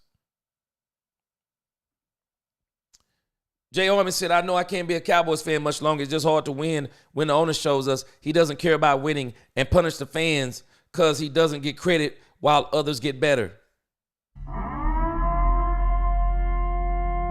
I'm telling you, man, I've been thinking about this Netflix special. And this Netflix special to me seems like more of the same stuff. Jerry Jones is so excited about this Netflix thing. And I'm just wondering what it's going to be. Willie T said, no coach on the hot seat has ever won a Super Bowl. That's what I'm wondering. I mean, that's really what I'm wondering. What team, what coach has because I've seen where coaches are on the verge of getting fired and teams try, we don't want the coach fired. But I don't remember those teams winning Super Bowls. I don't remember those teams winning Super Bowls. I don't. Daniel said, oh, man, you're 29. You hadn't even seen the Super Bowl. You hadn't seen nothing but the replays of the Cowboys winning the Super Bowl. Gee, I'm 29 years old, and I feel old, but I know that I'm not. No, sir, man. You got a long life ahead of you, my brother. Wilson says, and it sucks because one of the teams is only 45 minutes away from me. Oh, okay. I wonder if you're in our area. G said, when will we fire Jerry Jones? He's been the constant for the last 30 years. Hate the owners. Always love your team. Think the Browns fans abandon their losing mentality. Don't think so, but free will, free choice. Yeah, we love the Cowboys. There's no doubt about that. Willie T said, Rico gone. Turpin will be here for another year. Yeah, I think Rico gone. Don't be shocked if you see Rico in Washington next year. And some of these players that we're not going to sign, don't be shocked if you see him in Washington. I mean, all the way from D-Law. I mean, I'm telling you, Dan Quinn going to try to get D-Law, Zach Martin if he can. I mean, Dan Quinn going to try to get the rest of them Cowboys players. He's going to try to get the rest of them. Virgin Boys, what's going on? Bucs fan here. Good game. Thank you for beating us so we can get rid of our head coach. Oh, man, y'all, you ready to get rid of Todd Bowles? Oh, man, you ready to get rid of Todd Bowles? Niecy said, if I were a betting person, I would have won the Panthers game. Called it that okay, give me the rest of the thought. Richard said, it's not his fault.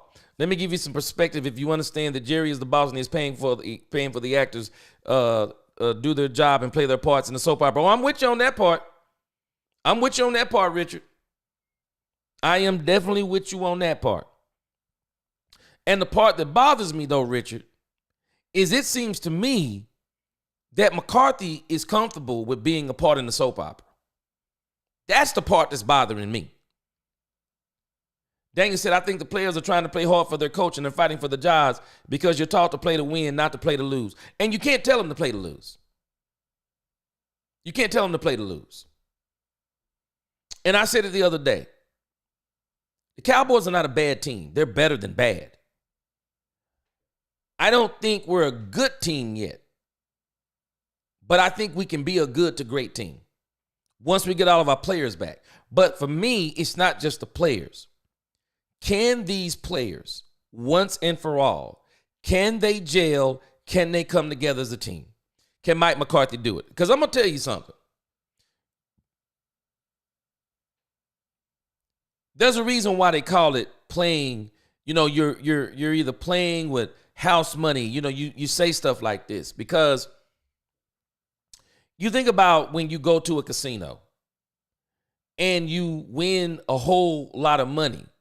You only went there with 100 and you win 20,000. Well, in a sense, you're playing with house money because where's the pressure on you? You can either walk out of there with 20,000 or you can say, hey, man, I've already made 20 more thousand on top of the one. I'm going to put my $1,000 back in my wallet and everything I'm playing with now, I'm playing with house money. The pressure is different when you're playing with house money or you're playing with money that you won rather than money that you've earned. Or you go into a casino and some crazy folks do and they say, hey, man, I'm trying to win my rent money. I'm trying to double my car note money. I'm trying to double my light bill money because I got some other bills to pay and I ain't got the money. I need to hit it big tonight. Man, that pressure different. That pressure hit different. And for me, this team, it's like, so why don't we play like this when we're in the playoffs? Why don't we play like this? Why are we not playing like this? In particular, the defense. Gee, the ownership is the problem. Yep, they're involved. They're involved in the play calling and the players' playing time. Yep, I mean, it's been said before. Yep, the team was set up to fail at the beginning of the season. Yep, we've been saying it all along. Nisi says 6 minutes, let in the game, and we have the ball and go 3 and out with being pass happy. Yep, Garrett would have ran the clock and the ball down their throats. I was actually surprised that he didn't try to do a little bit more of that towards the end, but it was like he was just trying to get out of there and give it to the defense, let the defense handle it. And they almost lost it. Dal says, Dal Cal 65 says, McHamburger for some reason has been placed on this pedestal from the Joneses, but hey, we all know one effing person that kissing that the bosses always love no matter what. For us, it's yep, he's actually one of them. Dan Quinn is going to do a gutter race. You better believe it. Dan Quinn is so ready for this offseason, bro. He going to try to get everybody he can. Willie T, D-Law going to the Bengals with Zach Martin. I think the Bengals are going to go after Zach Martin too. I think the Bengals are going to go after Zach Martin because it makes sense. It makes sense. Wilson said, I was explaining I got the same injury Diggs suffered and team looking at me where the Yankees, Boston, Houston, San Francisco 3 days after I told my family I'm ready for the MLB draft. Okay. So the comment you saw, Yankee are 45 minutes. Oh, okay, the Yankees are 45 minutes away from him. I see you. Okay, so you had I think they're saying that Diggs is about to have a bone graft. So you had that same type of operation also? Because I'm afraid that Trayvon Diggs is never going to be the same. I mean, when you start talking about cartilage and stuff like that, man, that's some serious stuff. And they're saying that he's having some, it's something that is done very rare. It's tough. Panthers sent Cardinals home. No playoffs. Crazy, ain't it? Crazy, ain't it? Crazy. I know.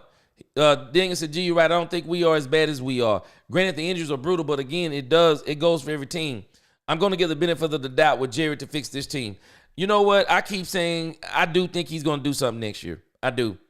Dal says, I apologize. You have expressed some disgraceful or disrespectful vulgarities, but just sick of the Joneses and their bull crap. Love what you do for us, sir. Yeah, it's all good. I understand that anger, man. I'm just wondering if the Netflix special, this could go one or two ways.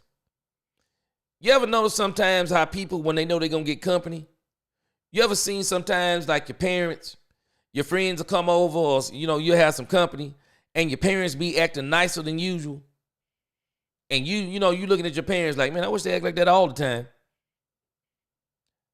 Well, we gonna have company over with this Netflix special, and maybe Jerry is going to actually go all out in the Netflix season to really try to push this team over the edge, if it's not already filmed. I'm not really sure how they're doing it, if it's following next season or not, but it's going to be very interesting. I want to really see how it plays out.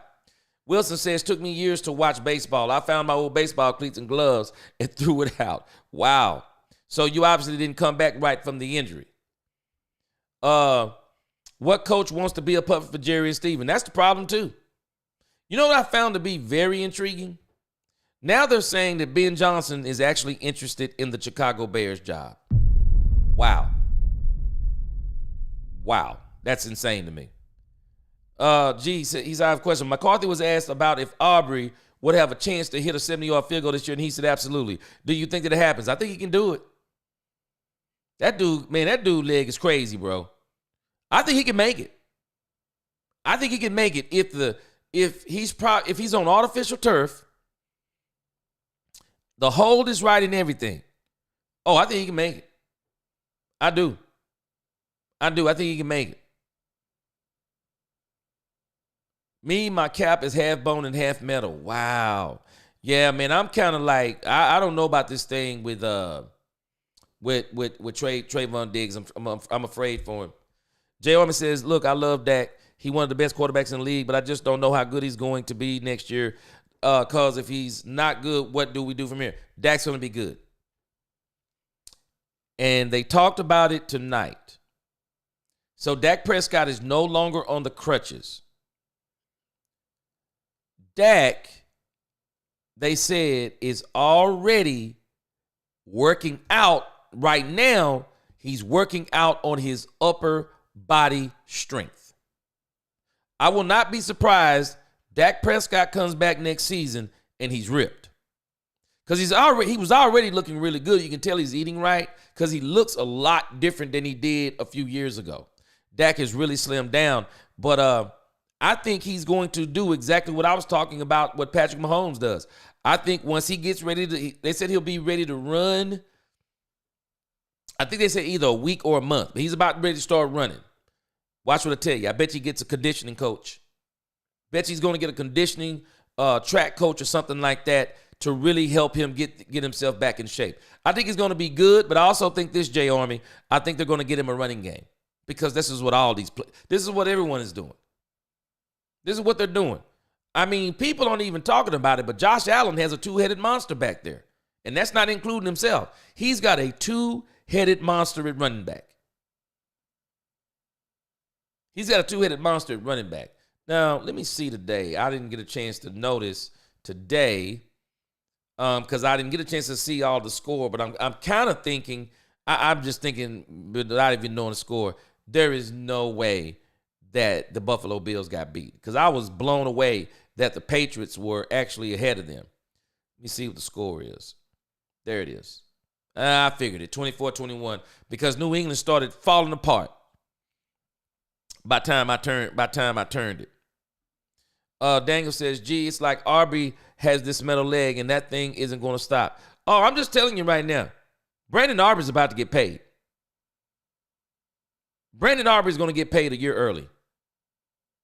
He is. He's going to get paid absolutely a year early because Brandon Arby is literally one of the best players on this team that people aren't talking about in those conversations. Some people are, but Michael Parsons' contract, you worried about Michael Parsons' contract?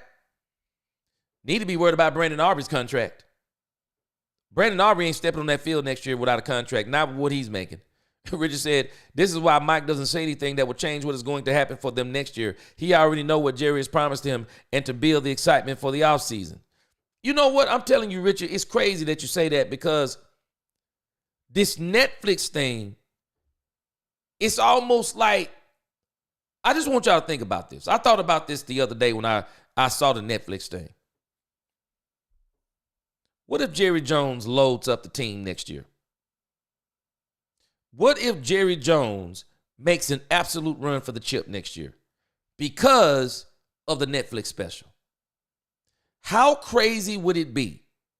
The Cowboys do the Netflix special and they go to the Super Bowl in the same season. I mean, it would literally be like it was written for TV. I am very interested to see what's going to happen with this Netflix special and how much football business they let us in on. I mean, because you think about everything that's happened to the Cowboys this season. Is it not going to make good television? They've had a plethora of injuries. Dak Prescott's rehab, Trayvon Diggs, Damarian Overshown, their surgeries and their comebacks. I mean, all the players that they're probably going to lose, the things they're going to do in the draft. Think about how much, I mean, it's just big time TV. You can't make this stuff up. Mike McCarthy gets re-signed, maybe a 2-year extension. Mike Zimmer gets brought back. All of these things just in time for the Netflix special. I'm really interested to see how all this plays in. I'm really interested to see how it all plays in. Aubrey got a chance for a 70-yard against the Commanders. I think he's going to get another chance. Wilson said, I know for sure Diggs will hate playing in cold weather. Oh, yeah. Yeah, he will. Gabe said the Bucs game plan played right in Mike McCarthy's hands. Everybody knows he wants to throw the ball. Yep. All over the yard. Mike doesn't want to run the ball, especially if the other team loads up the box. And you're right. They played right into his hands. They played right into his hands. And it almost backfired on him. It almost backfired on him simply because down the end, they couldn't do anything. And it took a crazy play from the defense to pull this thing out. But it was a good play. Blue Star said, boy, I hope you're right, because I'm not getting any younger, fam. I was born in 95. My son be talking like that, too. He be like, man, I ain't never saw the Cowboys win nothing. Willie T said the Netflix special is a Jerry Jones fluff piece about Jerry. I'm wondering if it's going to be anything to do with the team. Oh, Nisi. Nisi said, welcome to the reboot of Dallas. Instead of J.R. Ewing, it's going to start J.J. Man, it's going to be crazy. I'm interested to see what it's going to be. Next year is Jerry Swan Dance. He will do all the things that we don't expect. Man, I've been thinking the same thing. Freddie asked me about this about 2 or 3 weeks ago. He said, well, what makes you think this even though you've been saying they don't do anything? Man, I got a strange feeling. I didn't even know about the Netflix thing. I'm telling you, man. You ever notice how kids show out when company come over? Kids show out when company come over too. Man, I'm telling you, there is no telling what Jerry gonna pull off when it comes. No telling what Jerry gonna pull off when it comes to these cameras next year. Yeah, Nick Vigil had a good game, man. He was flying. I mean, there is some talent on this team. Not only is there some talent on this team, but the one guy in particular who I'm so impressed with as a coach, man, it's Mike Zimmer. I got to admit, man, I am so impressed with Mike Zimmer. I am so impressed with Mike Zimmer. I am not going to be mad if they bring back Mike Zimmer. I want Al Harris to get an opportunity. But, man, Mike Zimmer is just doing so well. He's just doing so well. So, I don't know, but I will not be disappointed if they bring it back. Troy Dudley says it did Jerry Dodds a week before the Super Bowl. Man, boy, it will be crazy, y'all, if the Cowboys go to the Super Bowl next year in the same year they got the Netflix thing. Wilson Santiago says Stephen Jones will get players for the cheap. Boy, the fact that he bragged about that is what blew my mind. The man bragged about the fact that he was able to get upper echelon players on mid deals. You know, but Freddie said it right, though. At the end of the day, I'm not mad at him for doing it because Freddie said it best. I mean, that's really his job, isn't it? That's kind of his job to sign players at the cheapest deals he can get them at. I mean, that's kind of his job. So, you know, that part it is what it is. But he too cheap for me. Willie T said, nope, the Netflix special about Jerry. Okay, did turn the Cowboys around from team losing money to a team worth $11.5 billion. Okay, all right. I thought it was going to be some stuff about the team, too. Jay Army says, but why does Jerry rarely load the team? Why does he always settle for mediocrity? An 8-8 and 9-8 season. Clearly it bothers his ego when the season blows up in his face. Why not go all out? And you can tell Jerry was mad as all get out for getting a third 12-win season. Jerry thought they were going to rip right through the playoffs, knowing they couldn't stop the run, knowing they couldn't run the ball, knowing we didn't have linebackers, knowing we only had one wide receiver. Jerry was, man, he was so hot when we didn't do what he wanted us to do. Daniel M. J, I got to give credit to Zimmer too. See, a lot of people keep talking about Micah Parsons. I don't think it's the fact that Micah Parsons is back. I think it's the fact that Micah Parsons is back and how Mike Zimmer is using him. I noticed today, Michael lined up on the right side. I noticed today, he stood up in the middle a couple of times. And I believe that if they give Mike Zimmer another opportunity, woo, man, it's no telling what he'll look like next year. And they get him a couple of pieces, man, it's no telling what that dude will look like next year. He has been getting his guys ready to play, and they're flying all over the field. They are. They are committed. And you just said something. It took them to week 12 to finally get committed to the scheme. And now we're seeing the result. Now we're seeing the result. They are committed to the scheme, and it's showing on the field. And y'all remember, I don't know if some of y'all remember how long you've been with me, but I was talking about the difference in the Zimmer's defense and the Quinn's defense. Dan Quinn's defense to me is like a mercenary defense. Dan Quinn likes to get players to the ball. This is why you'll see a lot of times with Dan Quinn, at least when he's with the Cowboys and somewhat when he was even with Seattle, you saw the defense get a lot of turnovers. Strip sack fumbles, punching the ball out. I mean, you saw a lot of those things, a lot of gang tackling. I mean, you saw a lot of those things with Dan Quinn. But the Achilles heel of Dan Quinn's defense, he likes the smaller, slimmer type players that can pursue the ball. The problem is they can't stop the run. That if Dan Quinn's teams are not typically playing with a lead, they get blown off the ball. They get behind, they get blown off the ball. And also, they break a lot. His teams break a lot. And what I mean by they break a lot, they're high risk and high reward on those mercenary plays. Sometimes they'll give up the big plays. He doesn't mind his cornerbacks taking chances. He doesn't mind it. Mike Zimmer's defense took them time to get used to because it's a very disciplined defense. It requires you to know where you're playing, stay in your lane, know your assignment, know the man next to your assignment. Don't let nothing get behind you. Try to keep everything in front of you. Very few turnovers, but I'll give Zimmer credit. He's been doing a few things that's uncharacteristic.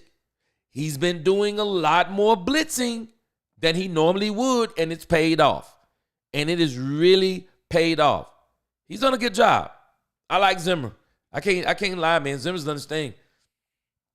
Just underdogs playing for pride. I don't see a different head coach for the Cowboys in 2025 at this point. I got a strange feeling they're going to probably give Mike McCarthy a 2-year extension. I don't think it'll be a 5-year extension. I think it'll be a 2 to 3 year extension. And when you see whatever Mike McCarthy is here for, you can book it. That's Dak's. That is the long. That's the amount of time Dak's going to be here. If they give him a 3-year extension, I look for them to either cut ties with Dak after that year, or Dak is going to have to give them the discount of the year or of his life. And he's going to give him the discount of his life, and he better be still balling. Willie T said Jerry was mad because he thought they were going to win his way, and it failed again, not because they went 12-5. Man, if Jerry would have went 12-5, boy, you already can't tell him nothing. Richard Owen says different players, and they were allowed to play free. Yep. Niecy said, can you imagine what Michael would look like if he really studied this defense?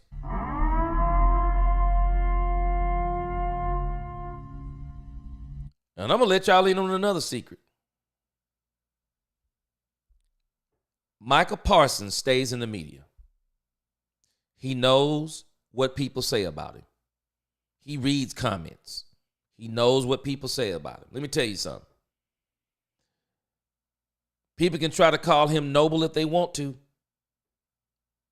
But if Michael Parsons was tearing up the good teams like he does the bad teams, and if Michael Parsons was having year after year the most sacks in the league, if he was defensive player of the NFL year after year after year, if Michael Parsons was destroying double teams and doing all those things, and everybody was saying unequivocally he's the best defensive end in football, how much you bet he wouldn't be talking about no discount?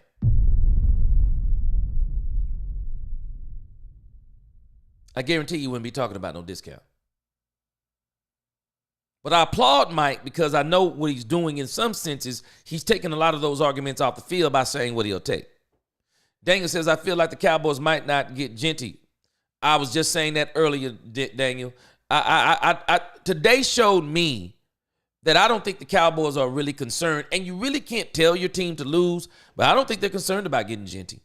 I don't. The Cowboys might not get Genty in the first round, but I really like Omarion Hampton. Yes, I would not be mad if they got Omarion Hampton from North Carolina. Nope, he's no slouch. His running skills are extremely talented, and he's a tough running back. I would not be mad. Would not be mad. Dallas Cowboys 65 says we're going to stay quiet, but these players' local endorsements bring them some big cash.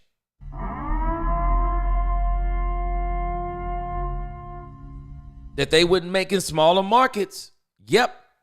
That's the ZJ. And you know, Mike Fisher has said that it's almost like we're a marketing firm that plays football. And a lot of these players, they market themselves because you're right. They get these big time deals with these Tom Thumbs and the Krogers of the world, these lawyer places of the world. I mean these local lawyers. I mean, these places are big in the DFW area. I mean, yeah, they making money, man. You're right.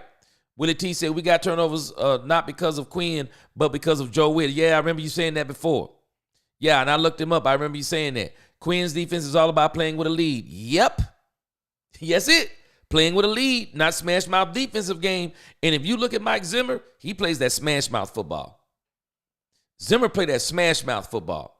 And I think that's tonight. I give Zim a lot of credit again. Man, did I not tell y'all? Even though I thought the Bucs was going to win, I said, I'm not going to be surprised. I think Zim going to have something for him. He did. Zim had something for him. Yep, Zim had something for him. Willie T, a 2 or 3 year deal is not worth coming back for McCarthy. Man, let me tell you something, Willie T.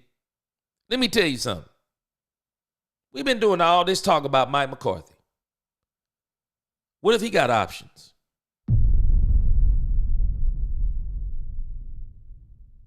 What if Mike McCarthy tell Jerry Jones, I'm not coming back for $3 million a year again. I'm not coming back for $4 million a year again. If I'm not mistaken, they were talking about Mike McCarthy hired a new agent. He either hired a new agent or he hired an agent a few months back. I wouldn't be surprised if Mike McCarthy just tries to, it's not etched in stone that he wants to be here. Wouldn't it be crazy if Mike McCarthy had options and turned Jerry Jones down cold for the job? Daniel Him, I said the same thing. I think they need to go in the draft and get 2 running backs. Me, I want them to take a wide receiver in the first round, running back in the second round, no later than the third round. I mean, if you want to get some defensive guy in the second, whatever. But I think you need to get a really good, big-bodied, fast, big catch radius wide receiver to be opposite of CeeDee Lamb. Running back in the second or the third. I would prefer the second. In the third, do whatever you want to do. But when you get to the later rounds, when you get back around to the fifth, because you don't have a fourth, I would get another running back, maybe in the 6th or the 7th. I get another running back. I think they need a I think they need a Hydra. I think they need a two-headed monster. I wouldn't be opposed to bringing Rico Dowdle back if you could pair him up with the right running back. But I think their running back needs to be a home run hitter. The Cowboys need a bona fide home run hitter because that's what I was talking about last week. I have not seen the home run ability of Rico Dowdle. I want to see the home run ability. And if he's not going to have the home run ability, then get the other running back who does have the home run ability. That's what I would like to see.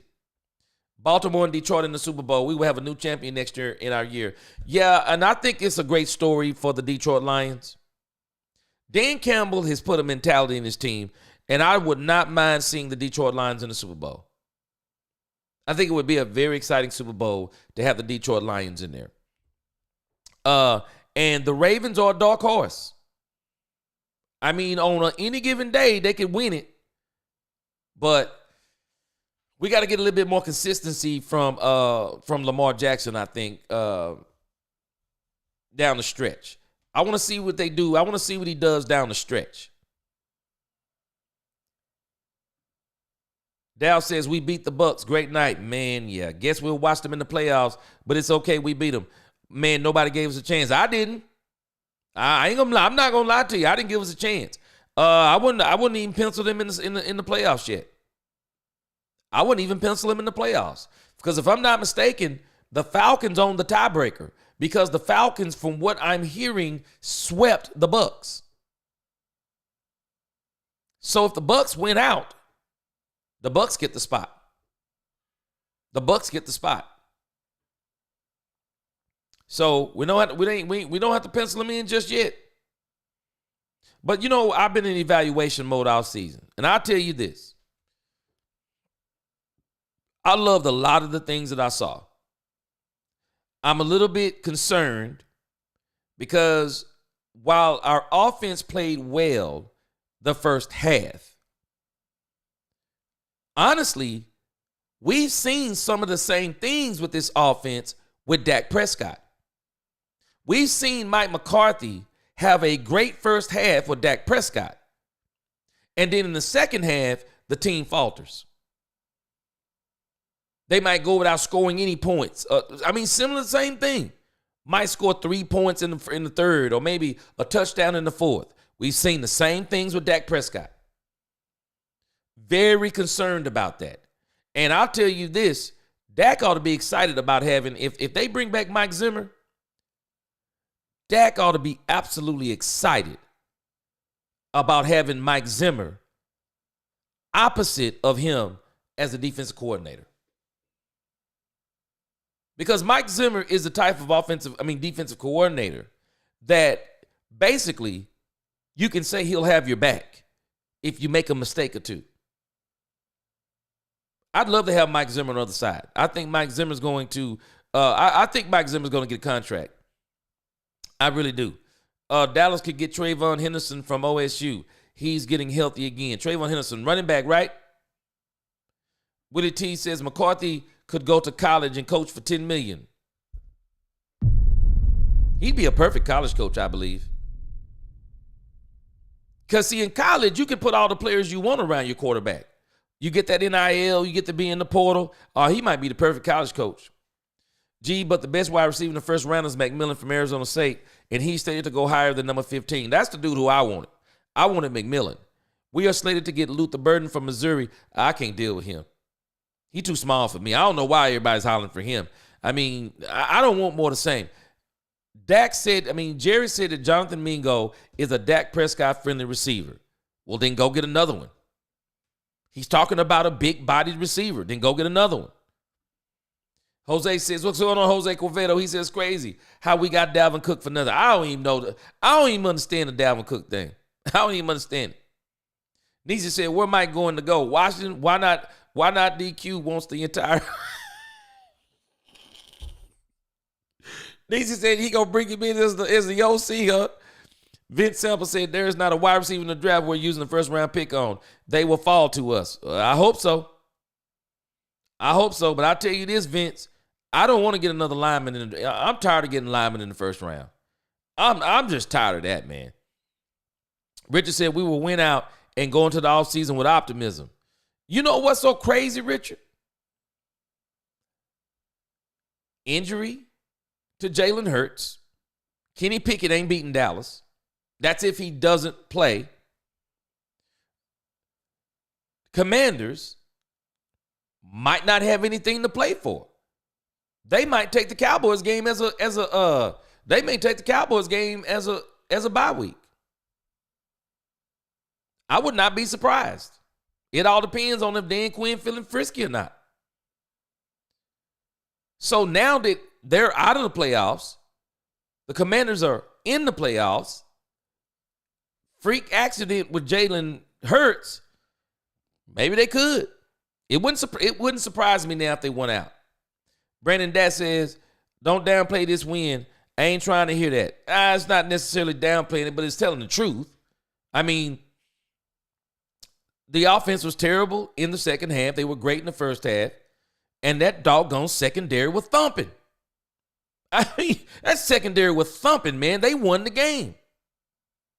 They won the game. But I do think, like I said, I asked the question.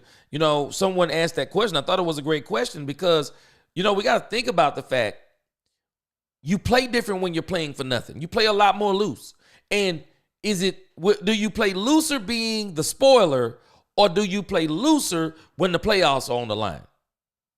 You play looser being the spoiler because the reality is you have nothing to lose. What do you got to lose? You're not going to the playoffs. I mean, you're going to play hard anyway. Most people are going to play hard anyway. You're not going to the playoffs. Will Sports Topic said, I'm down for Mike to come back as a head coach, but bringing a young offensive coordinator. Yep, said that too. Said that too. Problem is, I wish we could get Ben Johnson. But Ben Johnson's not going to come here because Ben Johnson's success is predicated upon Ben Johnson having players. And Ben Johnson has already made it clear he doesn't want to come anywhere that's not going to let him buy the groceries. He wants to buy the groceries. Or he at least wants a team that buys a lot of groceries. Wilson says Zimmer's defense is built to play from behind. It is, for sure. And it seems not to control the lead most of the time. Yeah. And Zimmer's defense, the problem with it is it requires so much discipline that when someone is undisciplined, it breaks. It breaks. You got to be in that film room with Zimmer. You got to be in that film room. You got to study the plays. You got to know what he's telling you.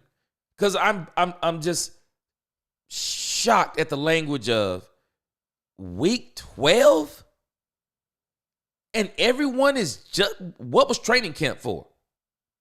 What in the world was training camp for? What were they doing in training camp? And I'm going to tell you my opinion on this, just based on some of the stuff we were hearing. I think Michael was a little bit reluctant to accept the system. Did y'all notice how much Michael talked about Dan Quinn up until the time they beat Dan Quinn this year?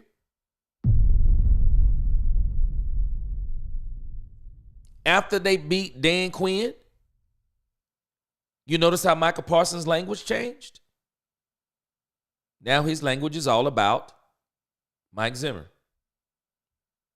Now you keep hearing him say, we're finally getting the system. Week 12? Okay, I guess I can't argue with you. We're just not getting the system. How about this? Maybe it's not even so much we're getting the system. Maybe it's we're finally getting Dan Quinn out of our system.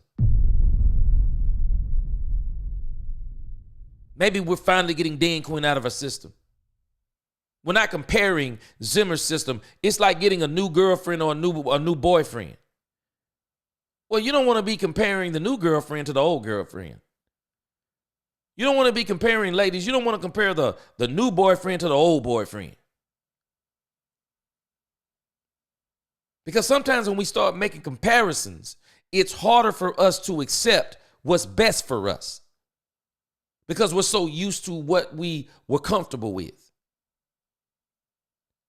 People do this in relationships all the time. all the time. And this is why sometimes when you get a new job, a company hires you in to be the boss, and everybody been out of shape because you the boss. Why he get to be the boss? Why she get to be the boss? Oh, I don't like her. I don't like him. It's not even so much they don't like you. They just don't like the fact that you're going to do things or you're doing things different than the person who they were used to. And then later on, you find out after about 6 months to a year, they get used to how you do things. And the same people who didn't like you be the same people who love you. Because now they're used to you. And I think this may be the issue with Micah Parsons.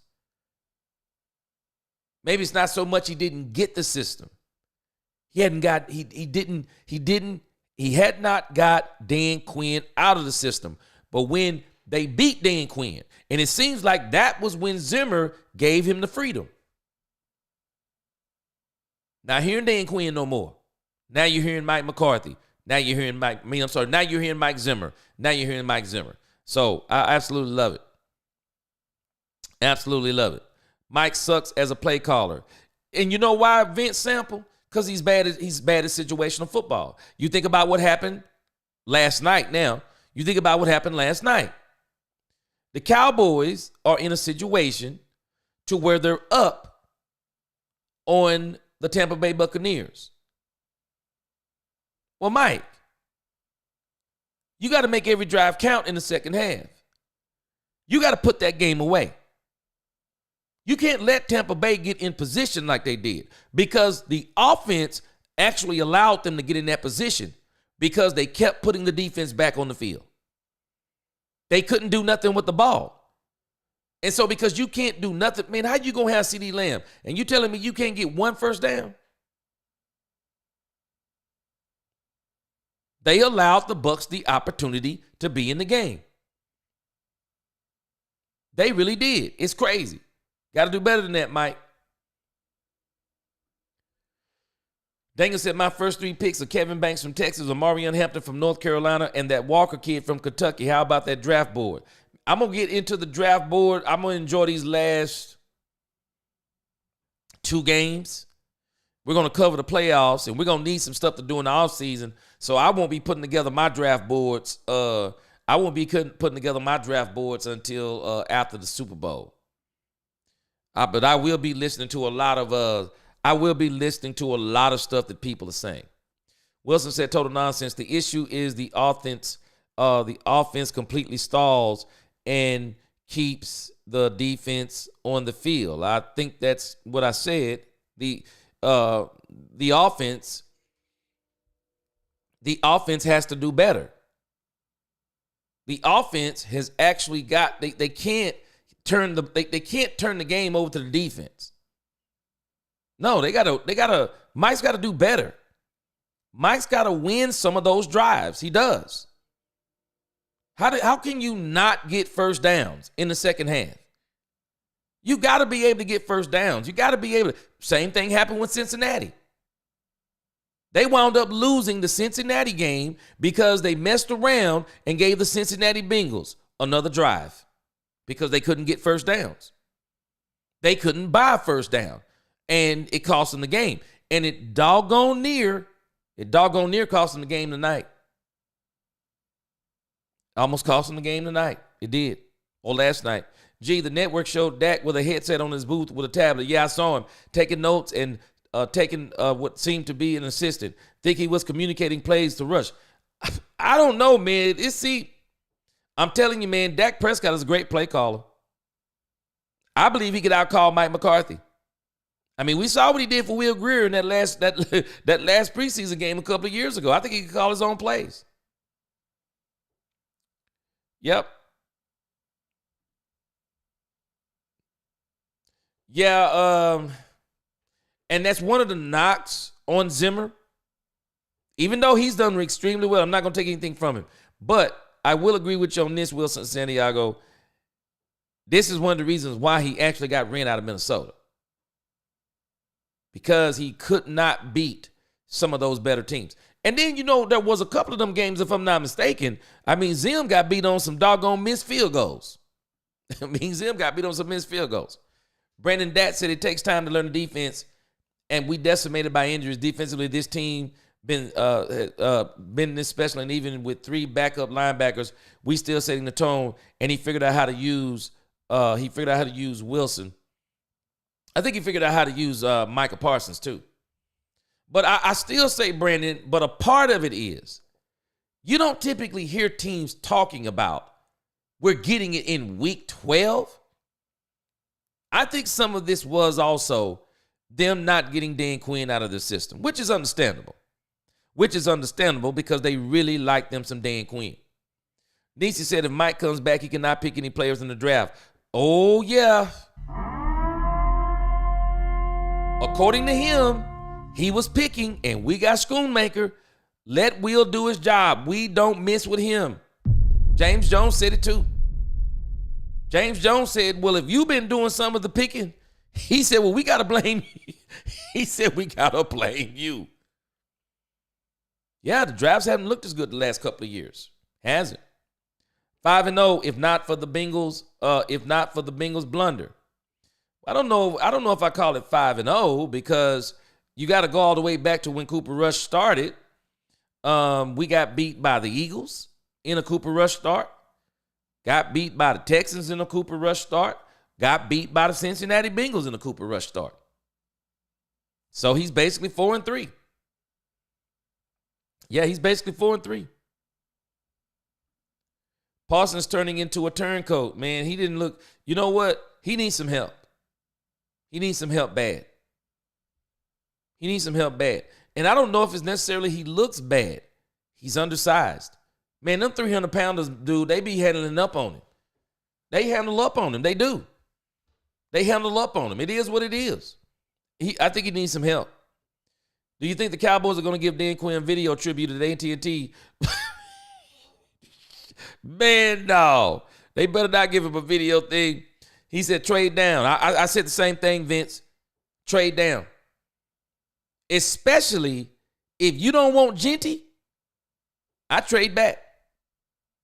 If you can't get Genty, I would trade back if you knew you could put yourself in position to get the kid from North Carolina. There are some other running backs out there. I'm not familiar with the guy you're talking about, but I would trade back. I'd trade back. I'd get me a couple of number 2s. I would definitely trade back. I wouldn't have a problem doing that, especially if you're not going to get Genty. Nisi said this season all veterans needs to be at all camps and start getting into football shape.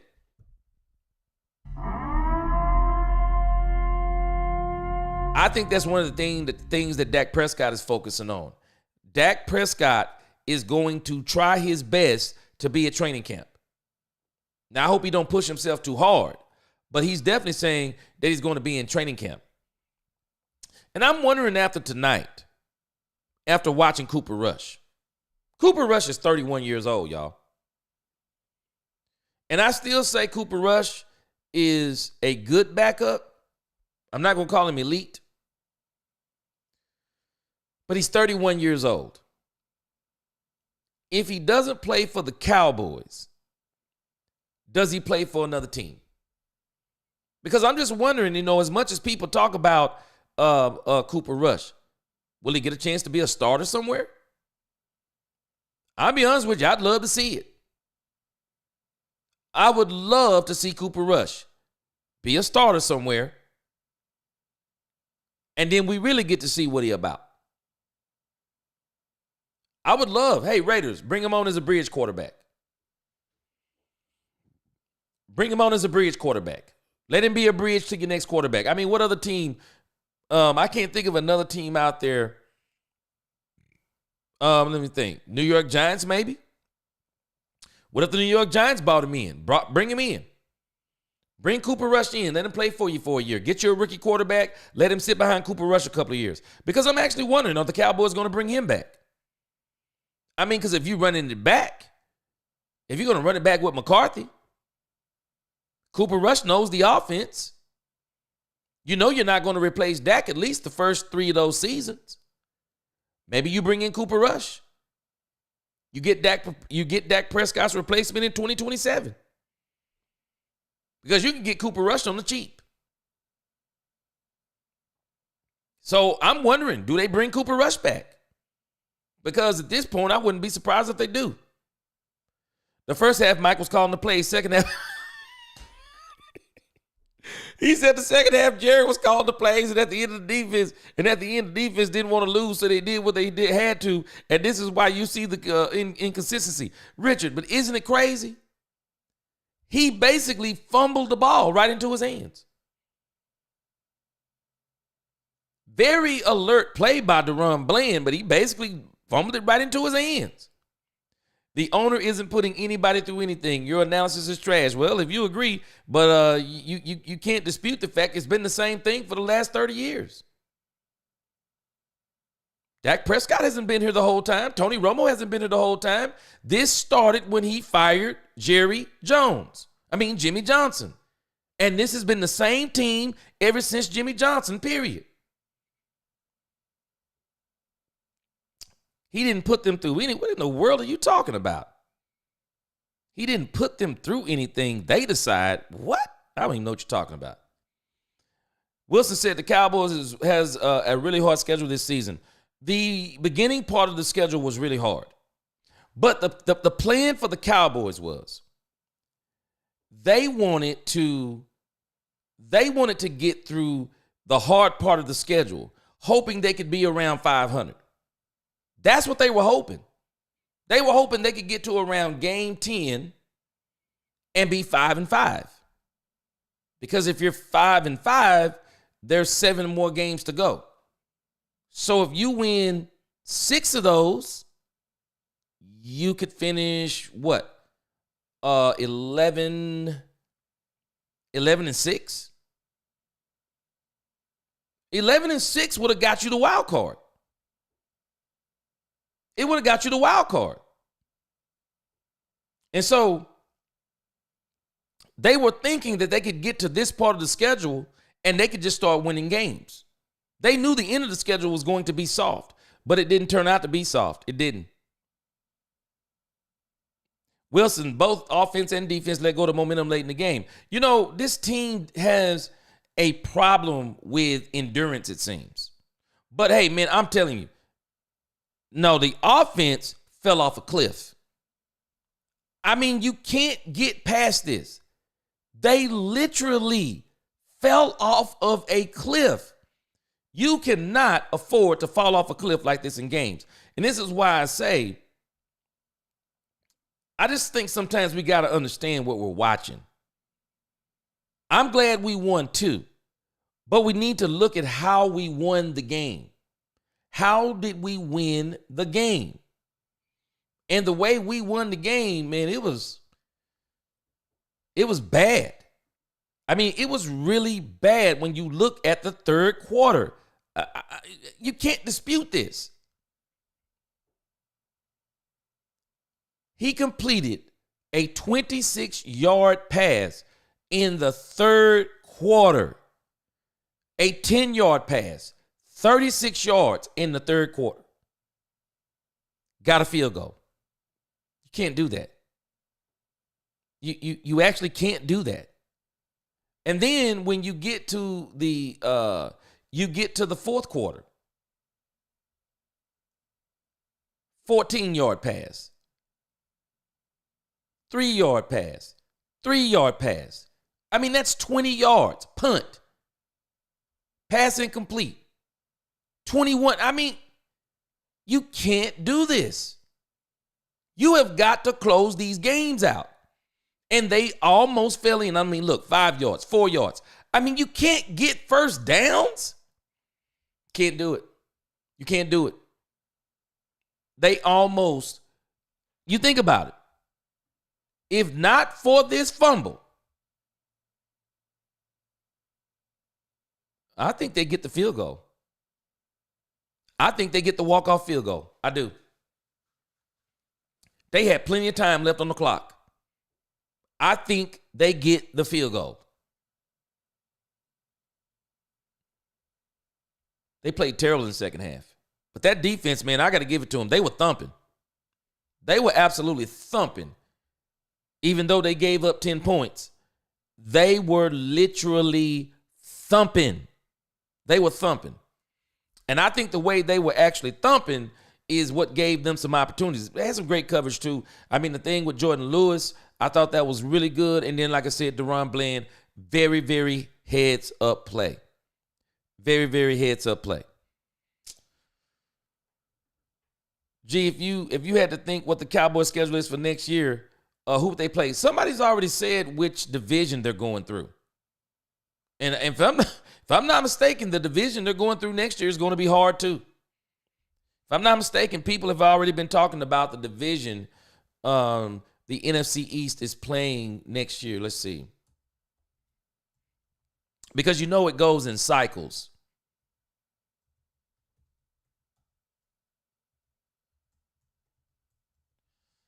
Let's see here. Yeah, it kind of goes in cycles. Somebody was already talking about this. Okay, so if I'm not mistaken, somebody was talking about the Commanders' schedule, and they said that, let me see. I think they said that the NFC East in 2025 will be playing the NFC North. Yeah, it says we already have a large portion of the schedule. Let's see. But it says we know the Commanders play one more road game than the home. That team will be at AFC East. Yeah, I think they're saying it's going to be the NFC North, if I'm not mistaken. I think it's going to be the NFC. Wait, hold on a second. I'm hearing that the schedule is actually going to be hard. Okay, it says the NFC East teams will play the entire NFC North division. They will play the entire NFC North division.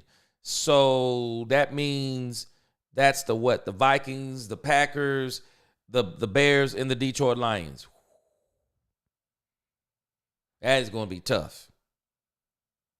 Yeah, that is going to be tough right there. Because all of those teams and the Chicago Bears may actually be on the rebound next year too. Not to mention our own division, we got Jalen Hurts. Now we got Jaden Daniels. Welcome to the party. So it's not going to get any easier for the Cowboys.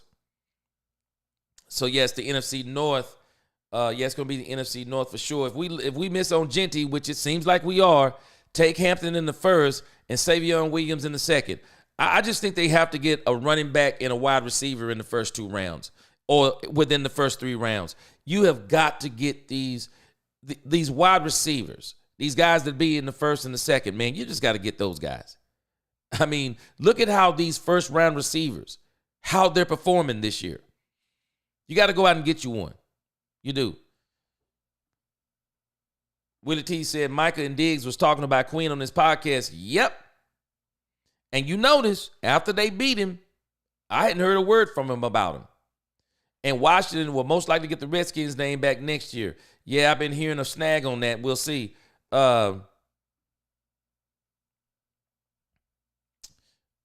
says, when Michael gets Overshown and Diggs back, that secondary rush will be sensational, which will probably be 2026. Which will probably be 2026. But I don't think they're going to wait. And I don't think they should wait. I think they need to address Trayvon Diggs, because Diggs might not ever be the same again. They need to go ahead and get a cornerback. Overshown, they need to address that. Address it like he's not coming back. Address it like he's not coming back rather than waiting until he comes back. They need to address it next season.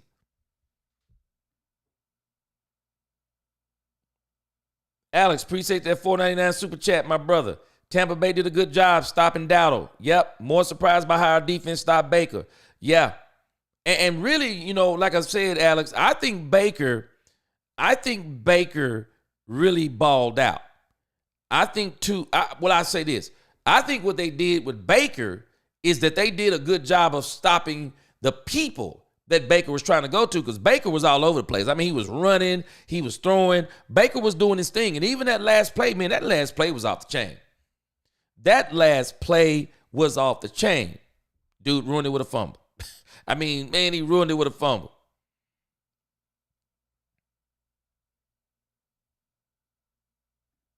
Yeah, Playmaker said defense stepped up. Yeah, exactly. It was a tale of two halves. It was a tale of two halves. The defense, the offense in the first half, the defense in the second half. Playmaker said, why y'all criticize the team for winning the games that they were the underdogs in? No, it's not criticism. It's just telling the truth of what they are. And like I've been saying, I don't know how long you've been on, but like I said, Cowboys not a bad team. Not a bad team. I mean, we're not a good team yet, but we got some good pieces. And I think they're going to be able to build on a lot of the things that they have going on. But I'm really ready for this team to get back to normal. And Playmaker to each his own. But I'm at a mode where I'm tired of us just having this mentality of winning is enough. What are we talking about winning? I mean, we really won a meaningless game tonight. I like the effort. I like the Leah Fouls. I mean, I like the Deron Blend. I love all of that stuff and what we're seeing from this. But in the grand scheme of things, we're really playing for absolutely nothing. Pride isn't enough. I mean, a lot of these guys are going to play harder regardless. But I think we need to be thinking about the mentality on this team. And it is spread into the fan base. Because I heard a lot of the fan base saying some of this same stuff. We need to be a franchise that needs to start thinking like the Detroit Lions. Because I'm telling you what they're thinking. They're not thinking like us. They've already been to the NFC Championship game, if I'm not mistaken. They're not worried about they're not worried about that stuff. They're Super Bowl or bust. Kyle Shanahan thinks Super Bowl or bust. He's not thinking like us. Not running around talking about, yeah, man, you got 3 12-win seasons. I mean, they're literally talking about changing Kyle Shanahan out. He's been winning way more than us. Way more than us. Going to Super Bowls. It's not enough. It's not enough. We got to stop thinking like this. The turning point of the season is when the Cowboys lost to Atlanta, not because Dak got hurt, but it's game Dallas should have won, for real. Mike McCarthy didn't call fake punts. Yep. Should have won that game with Dak Prescott. And it was a very boneheaded play that he called at the beginning of that third quarter. It was absolutely boneheaded. Mike didn't call, yeah, he did. Because you're the head coach. Every play is going through you. Every play is going through you. You know what's being called.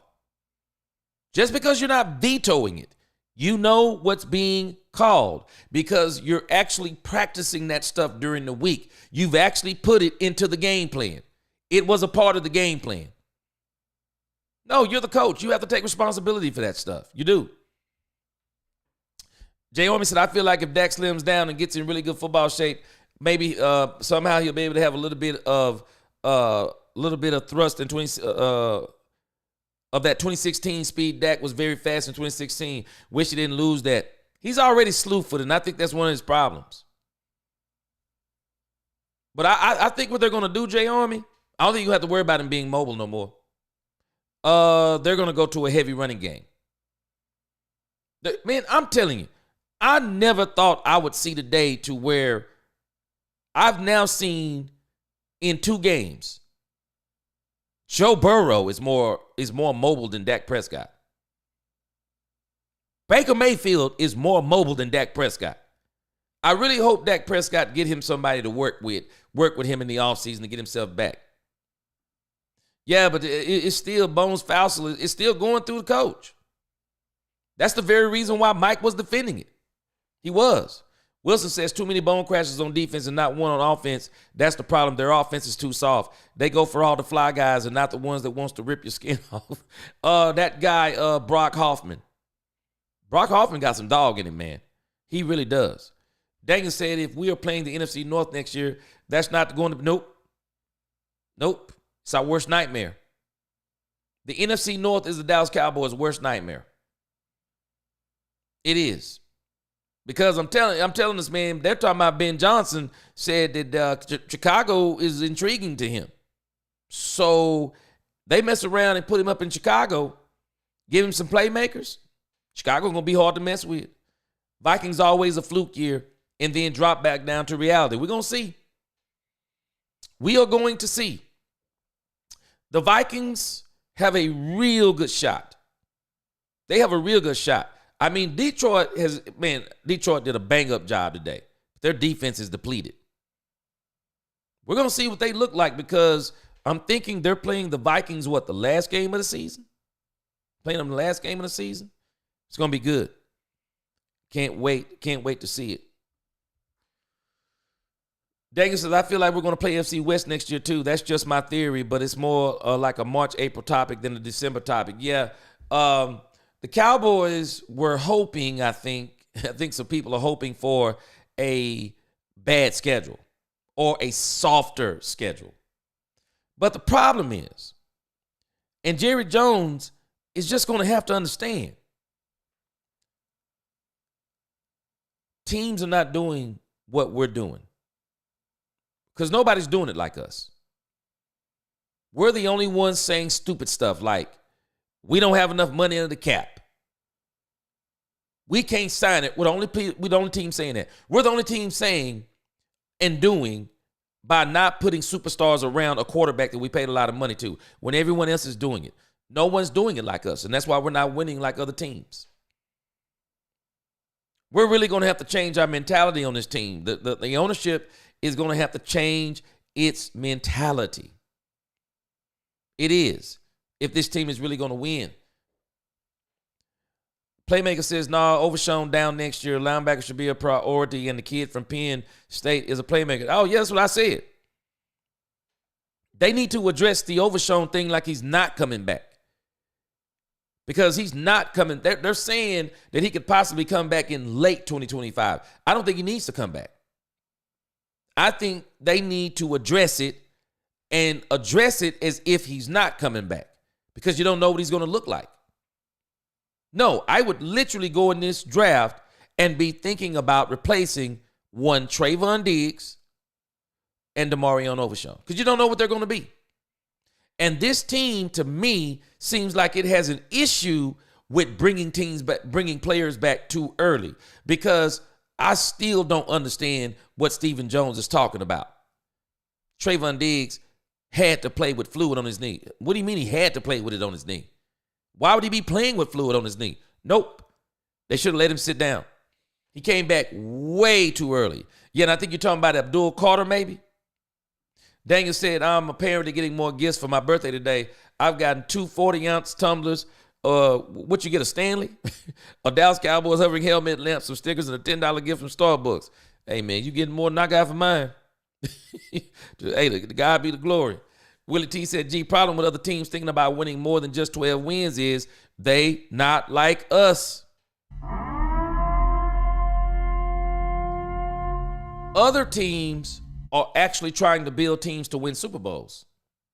We're not building our team like that. We're not.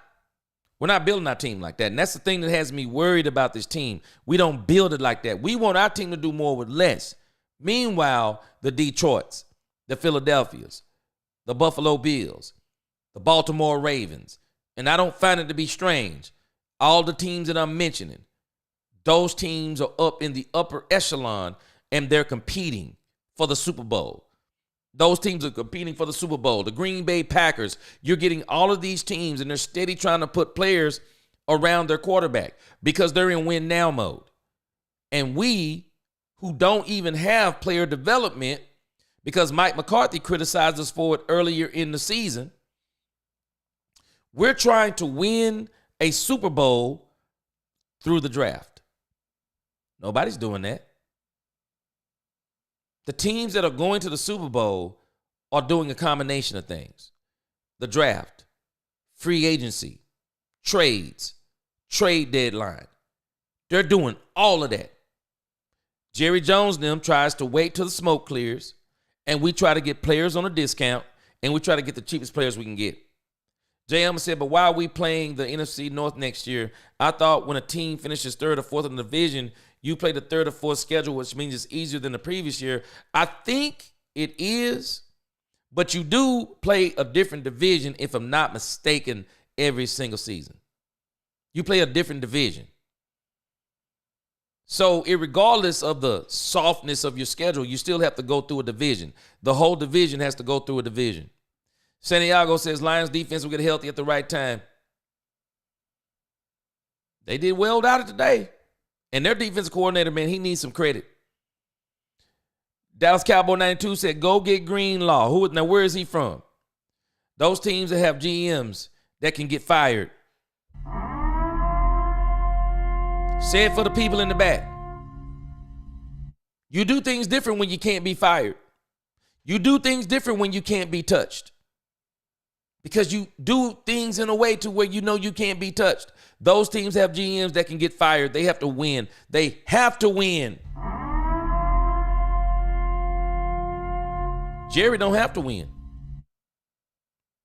Not on the field. Jerry wins with money in the bank.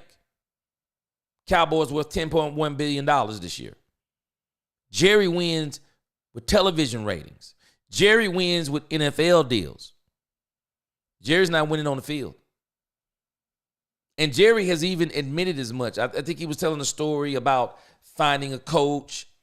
And he was saying in that interview, he said, well, actually how he's hired his Super Bowl winning coaches, I'm just sorry. I can't count Barry Switzer. That was Jimmy's team, but if you want to count Barry Switzer, I'm not going to be mad at you. He said, but my 2 Super Bowl winning coaches, they were my friends. He said, I've ran out of friends to hire as coaches. And so he said, rather than me giving advice on how to hire a coach, Jerry said, I might need to be sitting in the class because the way that I'm doing is not working. What? He's right. The way that he's doing is not working. And the proof is in the pudding. See, this is why I always say, this team doesn't have a Dak Prescott problem. This team doesn't have a Tony Romo problem. This team has a systematic problem that began when Jerry fired Jimmy Johnson, when he emasculated his coaches. Because he wants to always get all the credit for building the team. And the result that he's gotten, he's reaped what he sowed. Jimmy was a major part of building that 91 through 95 dynasty. That was Jimmy Johnson. Jerry helped, but that was Jimmy Johnson. Jimmy had a lot of those players in his living room, knew him based on recruits, knew him because he was a college coach, knew him because he knew a lot of coaches, a lot of insight on a lot of these players that were barely 1 and 2 and 3 years out of college. Jimmy knew a lot of that stuff. And let us not forget the infamous Herschel Walker trade. Jimmy built a team that could probably never be built again. Jerry told Jimmy when he fired him, and I quote, anybody could win with this team. He built it. He built it to beat anybody. He built it to where it could beat anybody because the team was beating anybody. It was beating everybody almost. Jerry put that team on autopilot. They won in Switzer's, Switzer's second season? And the culture went downhill after that 95-96 Super Bowl. And it's been the same way ever since. Daniel says, maybe I should get back on the horn and get Jerry off his bum and make him make some moves for the 2025 season because after watching the last 5 games, I think this team has fight left in them. I got a feeling Jerry's going to do something next year. I don't know why, but I think Jerry is going to do something next year. I do. Because it seems like that Micah Parsons, actually, Dak alluded to it first. Now, Micah Parsons is saying he also thinks Jerry's going to play in free agency. I said it before I even heard those 2 statements. I just got a strange feeling. Jerry is going to do something. Quinn Scott, Giants 07, the last team to save their head coach, Tom Coughlin. Yeah. As they say in The Matrix, yes, he's the anomaly. I remember that. Because I'm thinking far and in between. Yes, I remember that Tom Coughlin. Dallas Cowboys said, go get Greenlaw and Nick Chubb. Man, yeah, that Nick Chubb would be great to go one of those young guys and draft Genty or Luther, the wideout from Missouri. Yeah, I think Nick Chubb would be a great addition to go with these young guys. I do. Gee, I think we'll have to play the Packers and the Bears on the road next year. Woo, man. I'm tired of playing the Packers in Green Bay. I'm also tired of playing the San Francisco 49ers in San Francisco. I mean, when are they going to give another one of those games? Because I'm sure that it's like they seem to love to put the 49ers on the Cowboys regular season since they beat them in the playoffs. And I'm like, when are we going to get one of those games at home too? We need to get some of those games at home next year, and the Lions at home, because remember, our road record is better than our home record. It's going to be tough. Say it for the people in the state, LOL. They coming off injuries. That's a Stephen Jones move. I think they do. There's something not right with this team. There's something not right with this team as it applies to how they come off injuries. And it's like they have a culture of you have to come back early. Because they're always, I noticed that when they're on the radio, they're always saying that this player is going to play. Oh, yeah, this is going on with him, but I think he's going to play. Is he going to play, or are you pushing him to play? Willie T said it's not the coaches, it's the GM. This team needs a GM. Exactly. And the problem is they won't hire the coaches and empower them. They won't empower them. They won't. And it's a crying shame. Jerry is a narcissist on the low. It's all about him. And when they ask him how did the coaching staff perform, they did okay, then proceeds to talk about his doings, LOL. Steven's doing it too. Stephen Jones is patting himself on the back. Oh, and you better believe they're going to be doing a lot of patting themselves on the back tomorrow. They're going to be doing a lot of patting themselves on the back tomorrow. But I'll tell you who I'm happy for. Who I'm happy for is the players on this team. The players on this team have proven that they're not quitters. I'm happy for the players on this team. I'm happy for these players. I'm so happy for Rico Dowdle. He's been plagued with injuries. He's hitting his 5th year, and now he's having the season of his life. I'm happy for Rico Dowdle.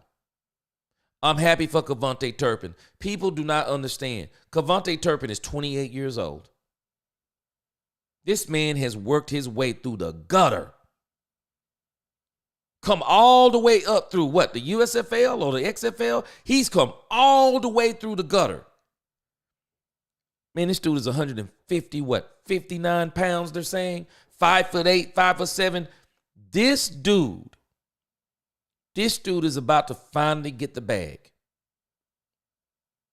Happy for this dude. Happy for this dude. Happy for him making it back. Happy for Deron Bland making it back. Happy for these offensive linemen, they're getting some time. I'm happy that Jordan Lewis going to get the bag, y'all. Whether it be here or somewhere else, this dude is a great player. Great player. And he deserves to be paid. He doesn't need to be lowballed. He deserves to get paid. I'm happy for these players. I'm even happy for Cooper Rush.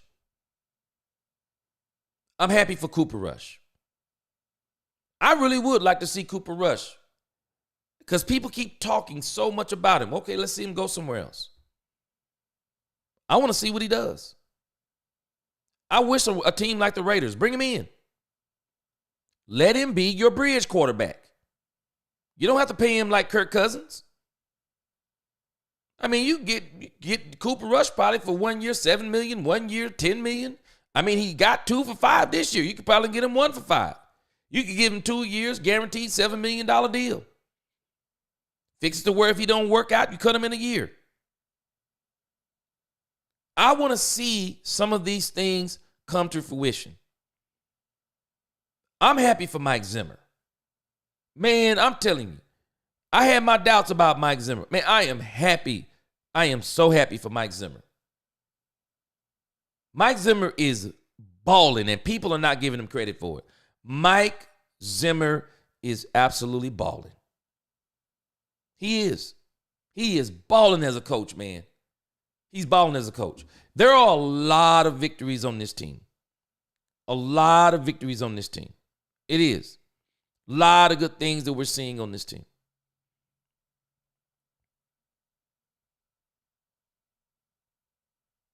I'm still, I don't care what you say, playmaker. I'm still criticizing Parsons. That's dumb talk. This team couldn't go on a run because it didn't. Because if it could have, it would have went. It couldn't. It couldn't go on a run. And we're getting the opportunity now to watch this team, as we've been saying, playing for pride. You play different when you're playing for position.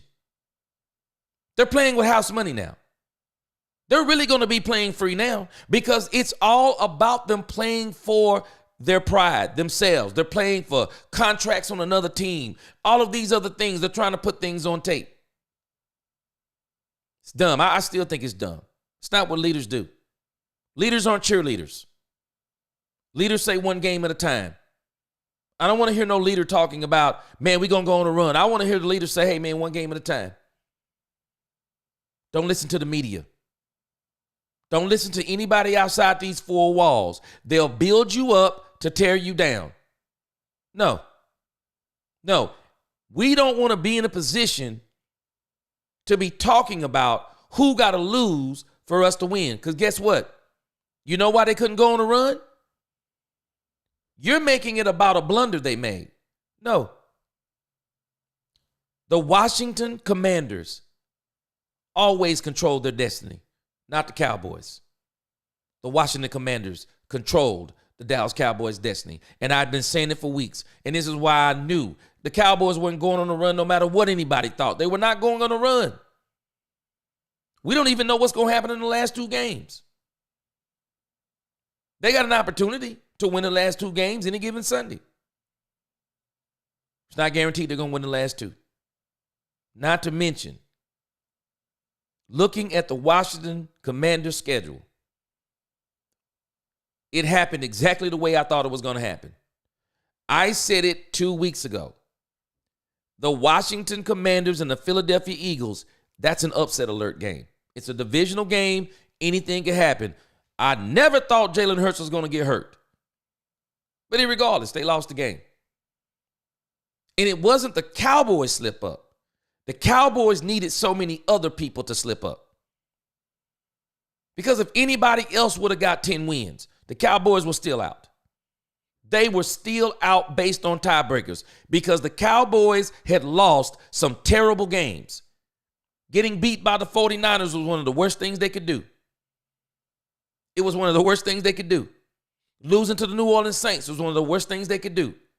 Because teams had tiebreakers over them simply by beating those two teams. Cowboys wasn't going on no run. I don't care how many games they won. They had to depend on too many other teams to win. And if I'm the leader of a team, I'm not walking around talking about fairy tales. Be a leader, not a cheerleader. Not listening to somebody talking about magical carpet rides. No, guys. Let's take care of the part we can take care of, one game at a time. Nothing more, nothing less. That's what CeeDee Lamb was saying. All we're focused on is the next game. That's it. I don't want to hear that stuff. I mean, you can say it. I mean, it's a free country. Stupid talk to me. It's cheerleader talk. It's not leader talk. It's cheerleader talk.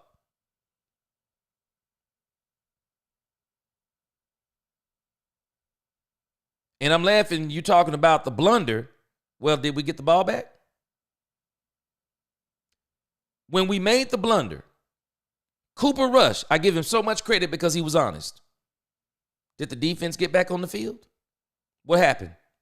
They got burned. Did the offense get back on the field? Yes, they did. Yes, they did. Could they do anything with it? They couldn't even get a first down barely. Cooper Rush said it best.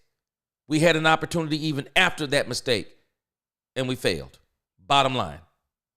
Bottom line. Can't have it both ways. You can't have it both ways when the Commanders missed an extra point. And if they don't miss the extra point and tie that game up, how do we know we win that game? Because I think that game is going to be different if the Commanders don't miss that extra point and tie that game up. I think that game is going to be totally different. Can't have it both ways. You can't win by blunders and then say, well, if we hadn't had that blunder, this would have happened. Well, what if they hadn't had that blunder? Because the one thing we know about the Washington Commanders, even based on the game they had today and based on games that we've been seeing them play all season, what have they been doing? These Washington Commanders, they come back on teams at the end. They have miraculous plays, and they beat teams. They do. So you can't complain about a blunder and you win by a blunder. It's a part of the game. It's a game of inches. We have a GM, Will McClay, the problem, and Jerry won't step down. They need to let Will McClay really do his thing. I think that's one of the things they need to do is let Will McClay do his thing. There are a lot of teams that have been asking Will McClay to come be their GM. I would love to see Will McClay be a GM at another team. A team that will say, hey, Will McClay, you're the GM. Like Detroit did for their GM. No, you're the GM. We're going to put this in your hands. You answer directly to the owner. This is your show. This is your draft. They need to do him like that. Wilson said, I'm putting my conspiracy theory hat on, so I'll ask a question. Knowing how cheap Jerry Jones and Stephen Jones are, don't feel they wanted the players to quit and not pay anyone next season. Don't feel they wanted the players to quit. Okay, ask it in a different way so I can understand. Sometimes text don't come across right. But are you saying, they cheap and they didn't? It seems like they got a lot of players. I mean, they got a lot of players to sign. And Jerry Jones, and this is why Micah Parsons is so bothering me. Because Micah doesn't understand he's helping them do this stuff. He's really indicting them in a sense. He's doing all of this because he knows how they deal with their superstars. He also knows they're cheap. He's doing this because he knows everything they're doing. Because if any time they were a team that was paying their superstars, managing the salary cap well, Michael wouldn't be saying this stuff. He wouldn't be saying any of this stuff. They're cheap. And that's the bottom line. They're cheap. And they pay the players when the players force them to do it. When the players hold out. I mean, it's crazy to me how this operates with the Cowboys. Richard said if Cooper Rush can get some one-on-one time with Dak to bring him out more and work on passing further, then I hope he can get drafted somewhere to be a starter. I want to see it. I want to see it because I'm tired of people talking about Cooper Rush. Everybody love the backup. I'm telling you, man, I'm telling you, I don't know if y'all saw Kenny Pickett today. Man, I was rolling on Kenny Pickett. I mean, Kenny Pickett came out just slinging the rock. Like, what's this dude doing? He trying to prove he better than Jalen Hurts? I was like rolling on this dude, man. Well, everybody get lucky sometime. I mean, it happens. Hey, man, everybody get lucky. It is what it is. How many of these games can we say the Kansas City Chiefs got lucky? Here we go again. Another week in a row. Kansas City Chiefs plays the Las Vegas Raiders. Las Vegas Raiders have a false start. Fumble the ball on a false start. It's an oxymoron. You can't fumble a ball on a false start because it's a false start. The referees huddle up together. Call it, what did they call it? They called it an illegal shift or something to that effect and gave him the fumble. Turned around this game. Patrick Mahomes fumbled the ball. And you call a roughing the passer on a fumble? Happens every week, man. Every week. There's either a call that didn't get made. Some team got lucky. I mean, it happens every week. It's unfortunately, it's a part of the game. It's a part of the game. It is. What happened to Jonathan Mingo package? He was out there tonight. He's not the type of wide receiver for Cooper Rush. We're not gonna know what he is until Dak gets back. Ryan Flanoy did do something, a little something tonight. Jalen Brooks has been scoring and getting playing time. Fact that a 4-win team who needs playmakers, give him up, should tell you something. Yeah, gives him up should tell you something. Well, we gave up a fourth rounder for him now. So now we're gonna have to do something with him. We're going to do something with him now. We do. Of the 26 players that we have for 2025 offseason, how many guys will come back for 2025? Man, I'm telling you, I don't know how they're going to put that jigsaw puzzle together. But I know we can all say with assurance, I don't see them bringing back all 26. I do not see them bringing back all 26. Because there's going to be some casualties. I mean, Rico's going to be one of them. Rico's going to be a casualty. There'll be other ones too. I mean, off the rip, Zach Martin not coming back. D-Law not coming back. They're going to get rid of those contracts. There are going to be quite a few people not coming back. I think they're going to try to do a lot of stuff through the draft. I do. I think they're going to try to do a lot of stuff through the draft, which is exactly what Mike McCarthy kind of criticized them for early in the season. Jose, imagine Overshown Michael and Van Der Esch on the same team. Man, poor Van Der Esch. Hadn't he got injured? Man. Okay, knowing how cheap both Jerry and Stephen Jones are, don't feel they wanted the players to quit in order not to pay them next season. Oh, yeah. They wanted the players to you don't feel they wanted the players to quit in order not to pay them next season. Yeah. I don't know. The Joneses are very weird when it comes to this money stuff. They're very weird. What are they ever going to do with Lance? I was just about to say something about Lance. Trey Lance is another person, man. I feel so sorry for Trey Lance. I hope Trey Lance gets a chance to go somewhere else and play. I do. I wish he could go somewhere where somebody say, hey, man, we're going to give you a whole year. The job is yours. We got a year to buy time. Job is yours.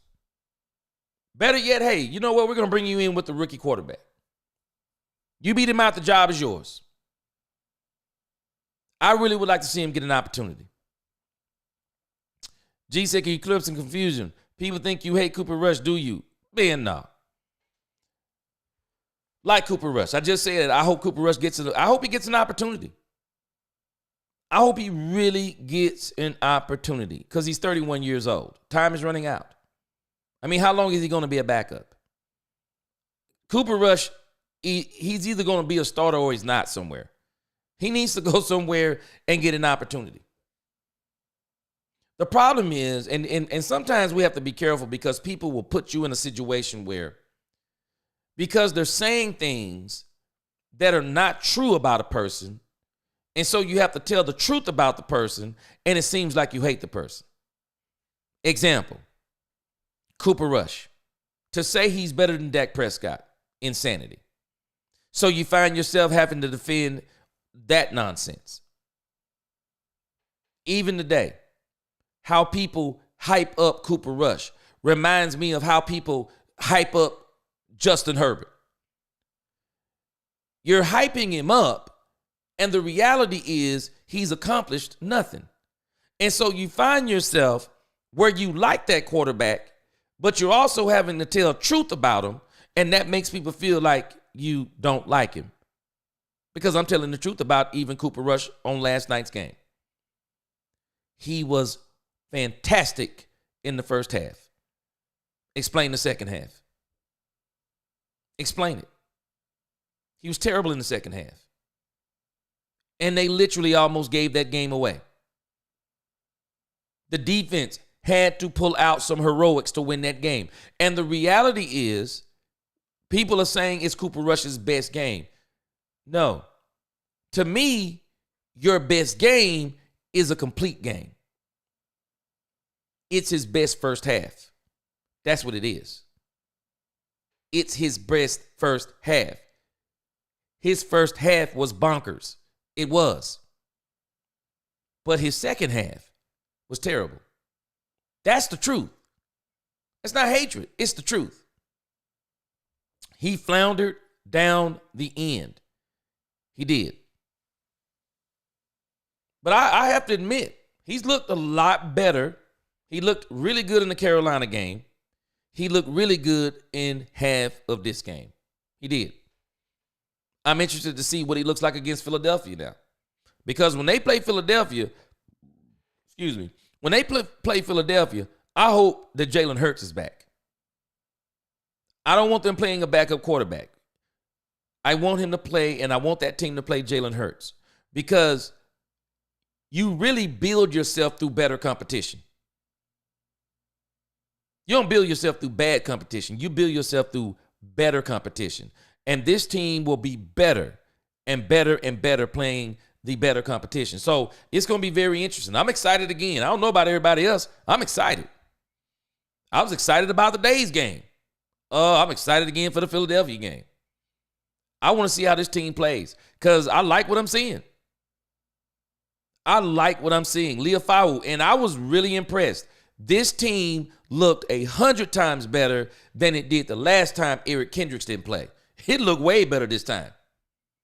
That lets me know again, they're all getting the system.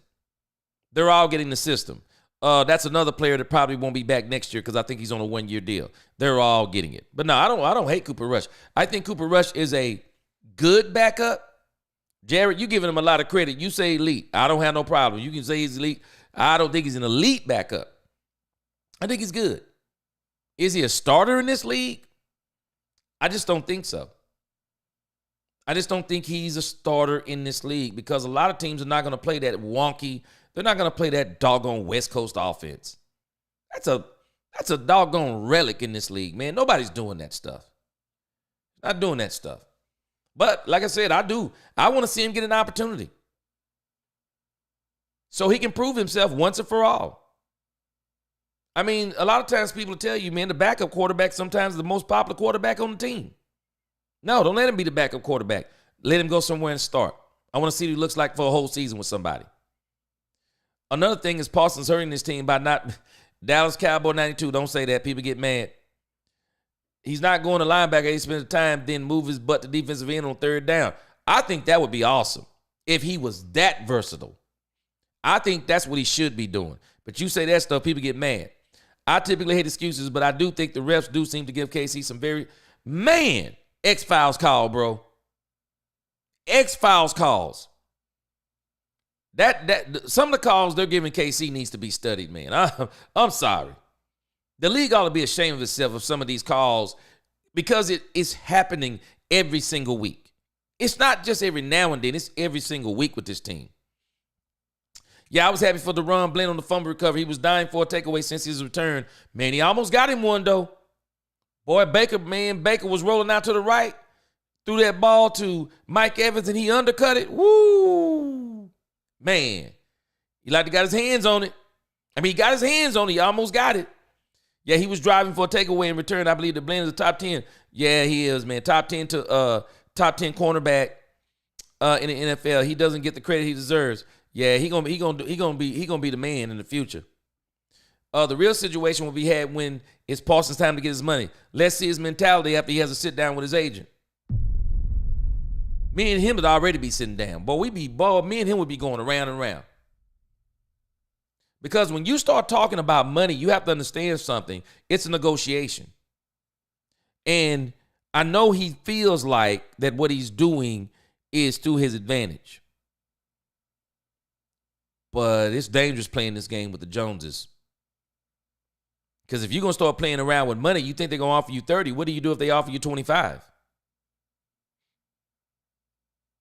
What do you do if they offer you 25? I mean, I think he's already signed a 5th-year option. What if they only choose to franchise you? What do you do then? What do you do? I wouldn't be playing around with these Joneses with money, man. They're strange like that. Brando says you hate Rush. Why does he feel like you hate him? I guess because I'm telling the truth about him. I mean, I don't know what else to tell him. I mean, I just told you the box score.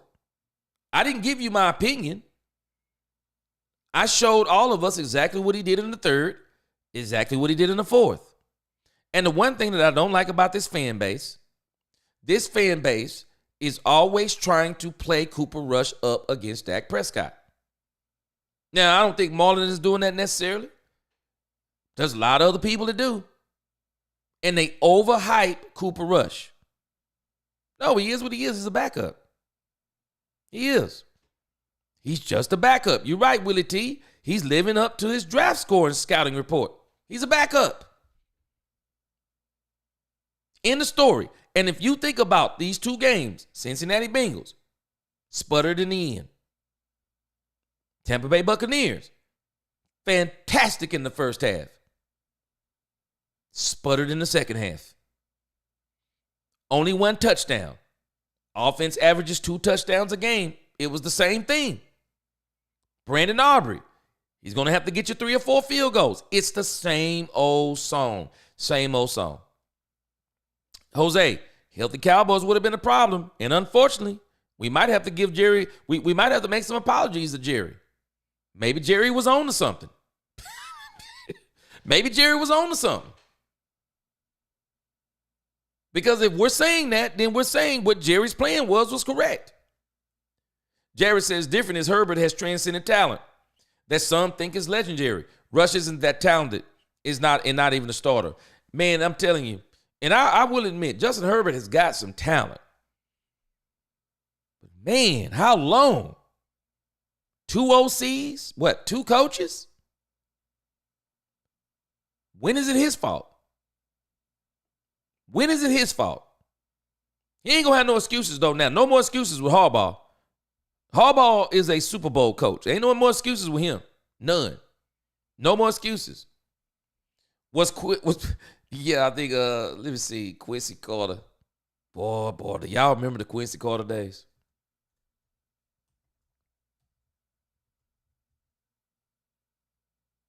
Golly, I remember. I remember Quincy Carter.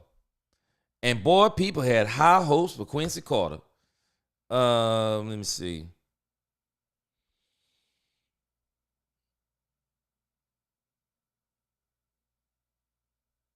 He was in the 2001 draft. Quincy Carter was a 2nd round draft pick? Wow. Man, they were high on Quincy Carter. I mean, I never knew who he was in college, man, but woo. Man, they were high on Quincy Carter. They were high on Quincy Carter, man. Quincy was a problem. Yeah, playmaker, they can free up $120 million. Flip the switch on Dak Prescott's contract.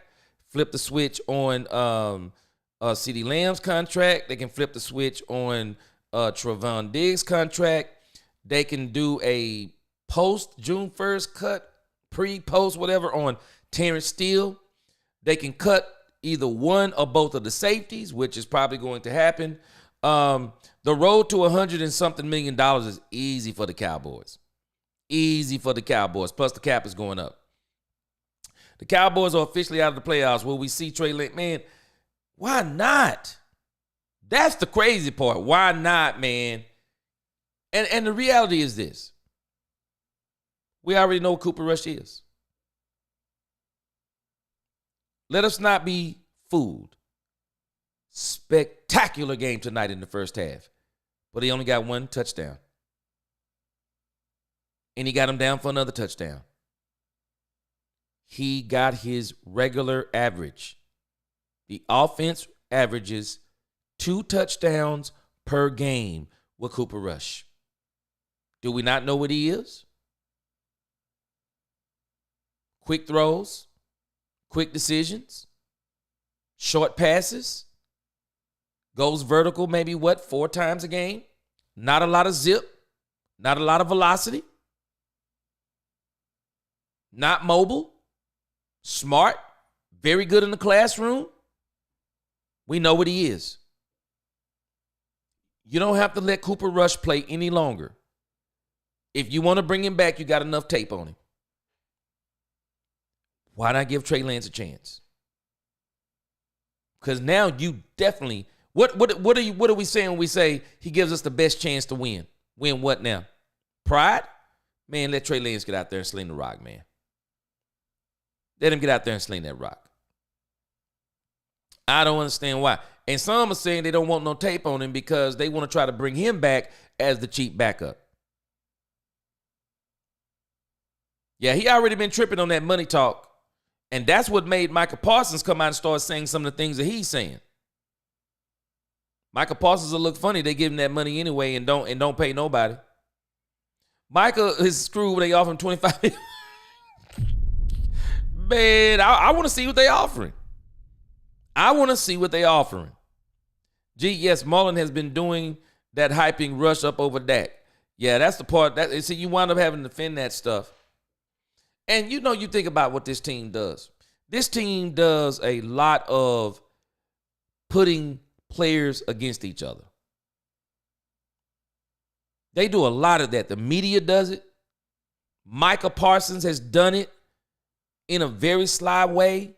I mean, this team has got to get back to the point to where they're playing as a team and they have each other's back. They really do. Because you can't win unless you win and you got each other's back. You got to have each other's back. Jerry's determination is directed in all the wrong places. Netflix, IndyCar, propping up the wrong players and food deals.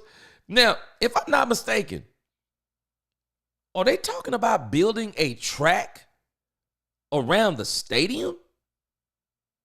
Is that what I'm hearing? Quincy went 10-6 his first year starting full time. Campo liked Drew Henson and Chad Hutchinson better at the time, and both of them.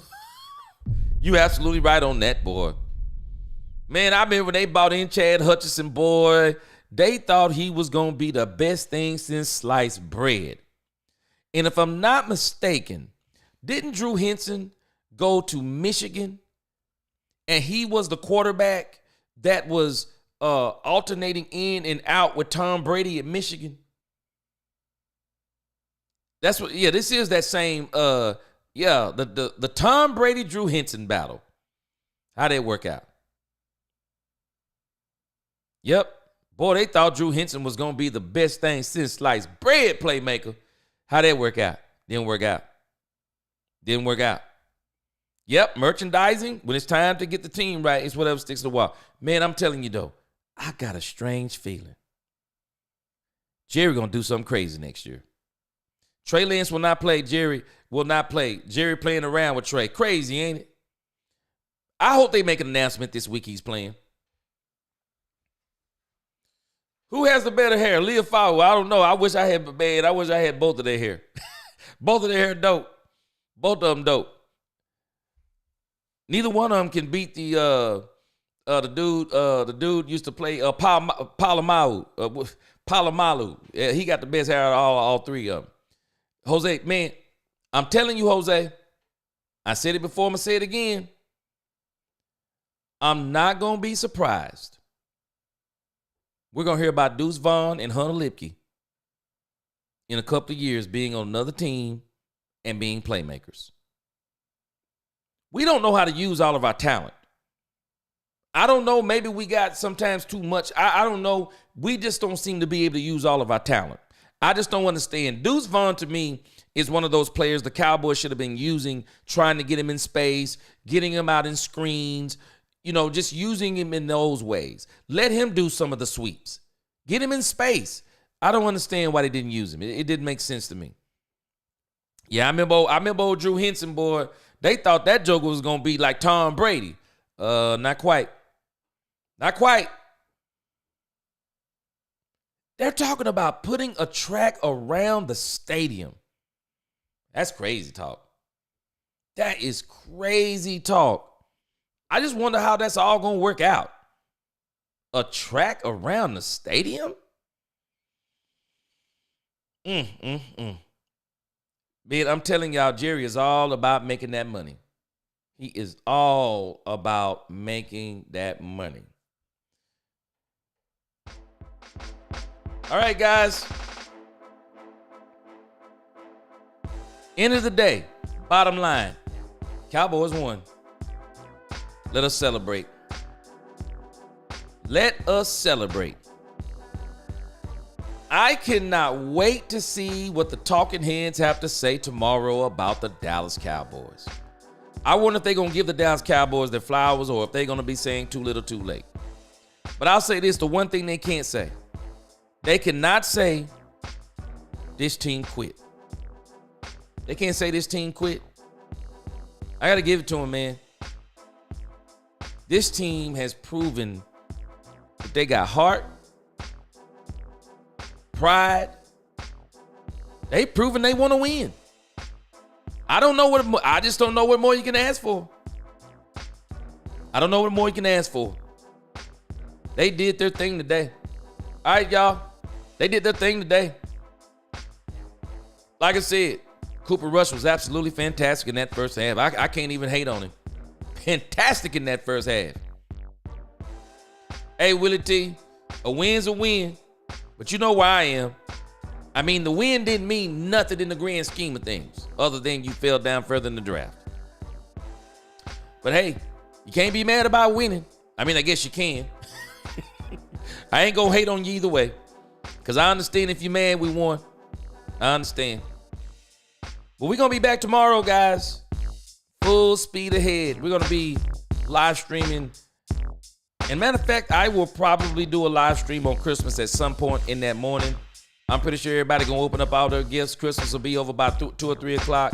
And we'll be watching football on Netflix and hoping they can handle the bandwidth. Hoping they can handle the bandwidth. Yeah, I'm going to root hard for the team. I still can't believe they won. Man, I can't believe it either. But they did. Win's a win. I'm not going to hate anybody who want that win. Last week they said anyone can beat Carolina. Then Arizona lost to them today. Man, I know. Crazy, ain't it, playmaker? Can't make this stuff up. Can't make it up. Yup. DC4L, Troy. All right, guys. Till the next time. Peace.